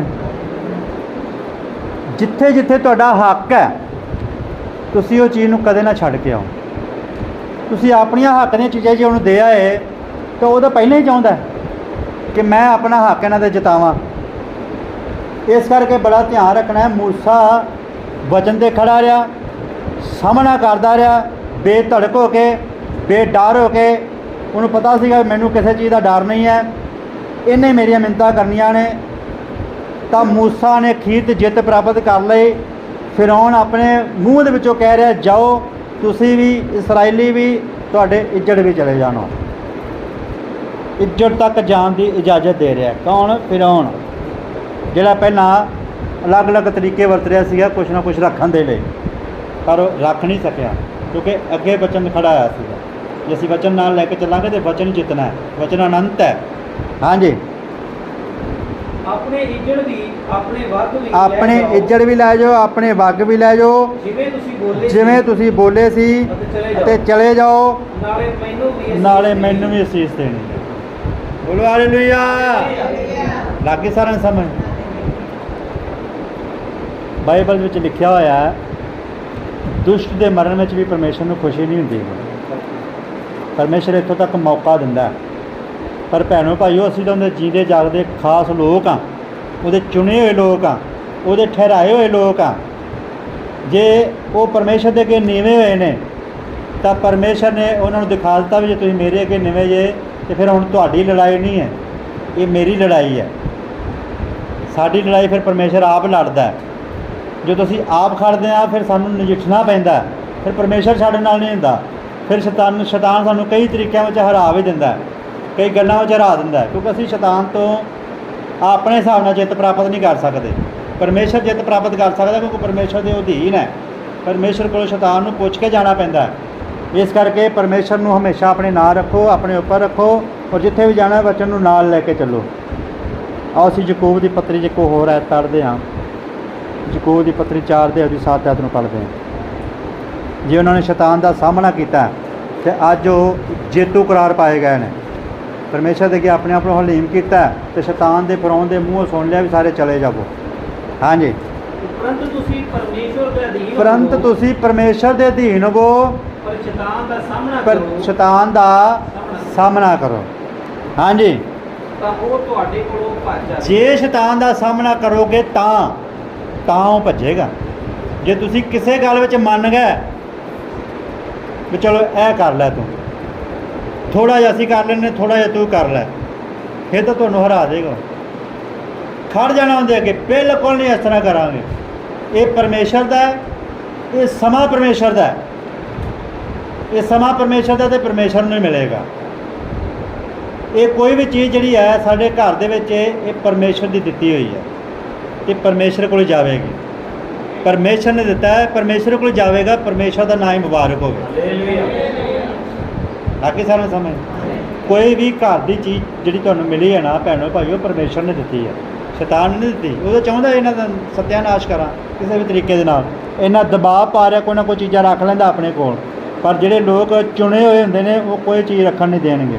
ਉਹ ਕਹਿਣਗੇ ਨਾ, ਇਹ ਤੇਰੇ ਕੋਲ ਨਹੀਂ ਅਸੀਂ ਰੱਖਣੀ, ਅਸੀਂ ਆਪਣੇ ਨਾਲ ਹੀ ਲੈ ਕੇ ਜਾਵਾਂਗੇ। ਬੋਲੋ ਹਾਲੇਲੂਇਆ। ਆ ਦੇਖੋ ਭੈਣੋ ਭਾਈਓ, ਜਦੋਂ ਅਸੀਂ ਇਹਨਾਂ ਗੱਲਾਂ ਨੂੰ ਵੇਖਦੇ ਹਾਂ, ਇੱਕ ਸਰੀਰਕ ਤਸਵੀਰ ਤੇ ਸਾਡੇ ਆਤਮਿਕ ਜੀਵਨ ਦੇ ਅੰਦਰ ਇਹ ਘਰ ਕਰਦੀ ਹੈ। ਆਤਮਿਕ ਪੱਖੋਂ ਸ਼ੈਤਾਨ ਅੱਜ ਵੀ ਸਾਡੇ ਨਾਲ ਕੰਮ ਕਰ ਰਿਹਾ, ਲੜ ਰਿਹਾ। ਅਸੀਂ ਜੇਤੂ ਕਰਾਰ ਪੈ ਜਾਈਏ, ਨਾ ਕਿ ਸ਼ੈਤਾਨ। ਸ਼ੈਤਾਨ ਦਾ ਕੋਈ ਹੱਕ ਨਹੀਂ ਹੈ ਸਾਡੇ ਸਰੀਰ ਦੇ ਉੱਪਰ, ਕਿਉਂਕਿ ਯਿਸੂ ਮਸੀਹ ਨੇ ਆਪਣੀ ਜਾਨ ਇਸੇ ਲਈ ਦਿੱਤੀ ਹੈ ਸਾਨੂੰ ਸ਼ੈਤਾਨ ਦੀ ਹਰ ਚਲਾਕੀ ਤੋਂ, ਹਰ ਉਹਦੇ ਗੁੰਝਲ ਤੋਂ, ਜੋ ਵੀ ਉਹਨੇ ਸਾਡੇ ਲਈ ਯੋਜਨਾ ਬਣਾਈ ਹੋਈ ਹੈ, ਹਰੇਕ ਚੀਜ਼ ਤੋਂ ਸ਼ੈਤਾਨ ਤੋਂ ਸਾਨੂੰ ਫਰੀ ਕਰ ਦਿੱਤਾ। ਯਿਸੂ ਮਸੀਹ ਨੇ ਸਲੀਬ 'ਤੇ ਆਪਣੀ ਜਾਨ ਦੇ ਕੇ ਉਹ ਸਾਰੀਆਂ ਗੱਲਾਂ ਜਿਹੜੀਆਂ ਸ਼ੈਤਾਨੀ ਸੀਗੀਆਂ ਯਿਸੂ ਮਸੀਹ ਨੇ ਪਰੇ ਸੁੱਟ ਦਿੱਤੀਆਂ ਨੇ।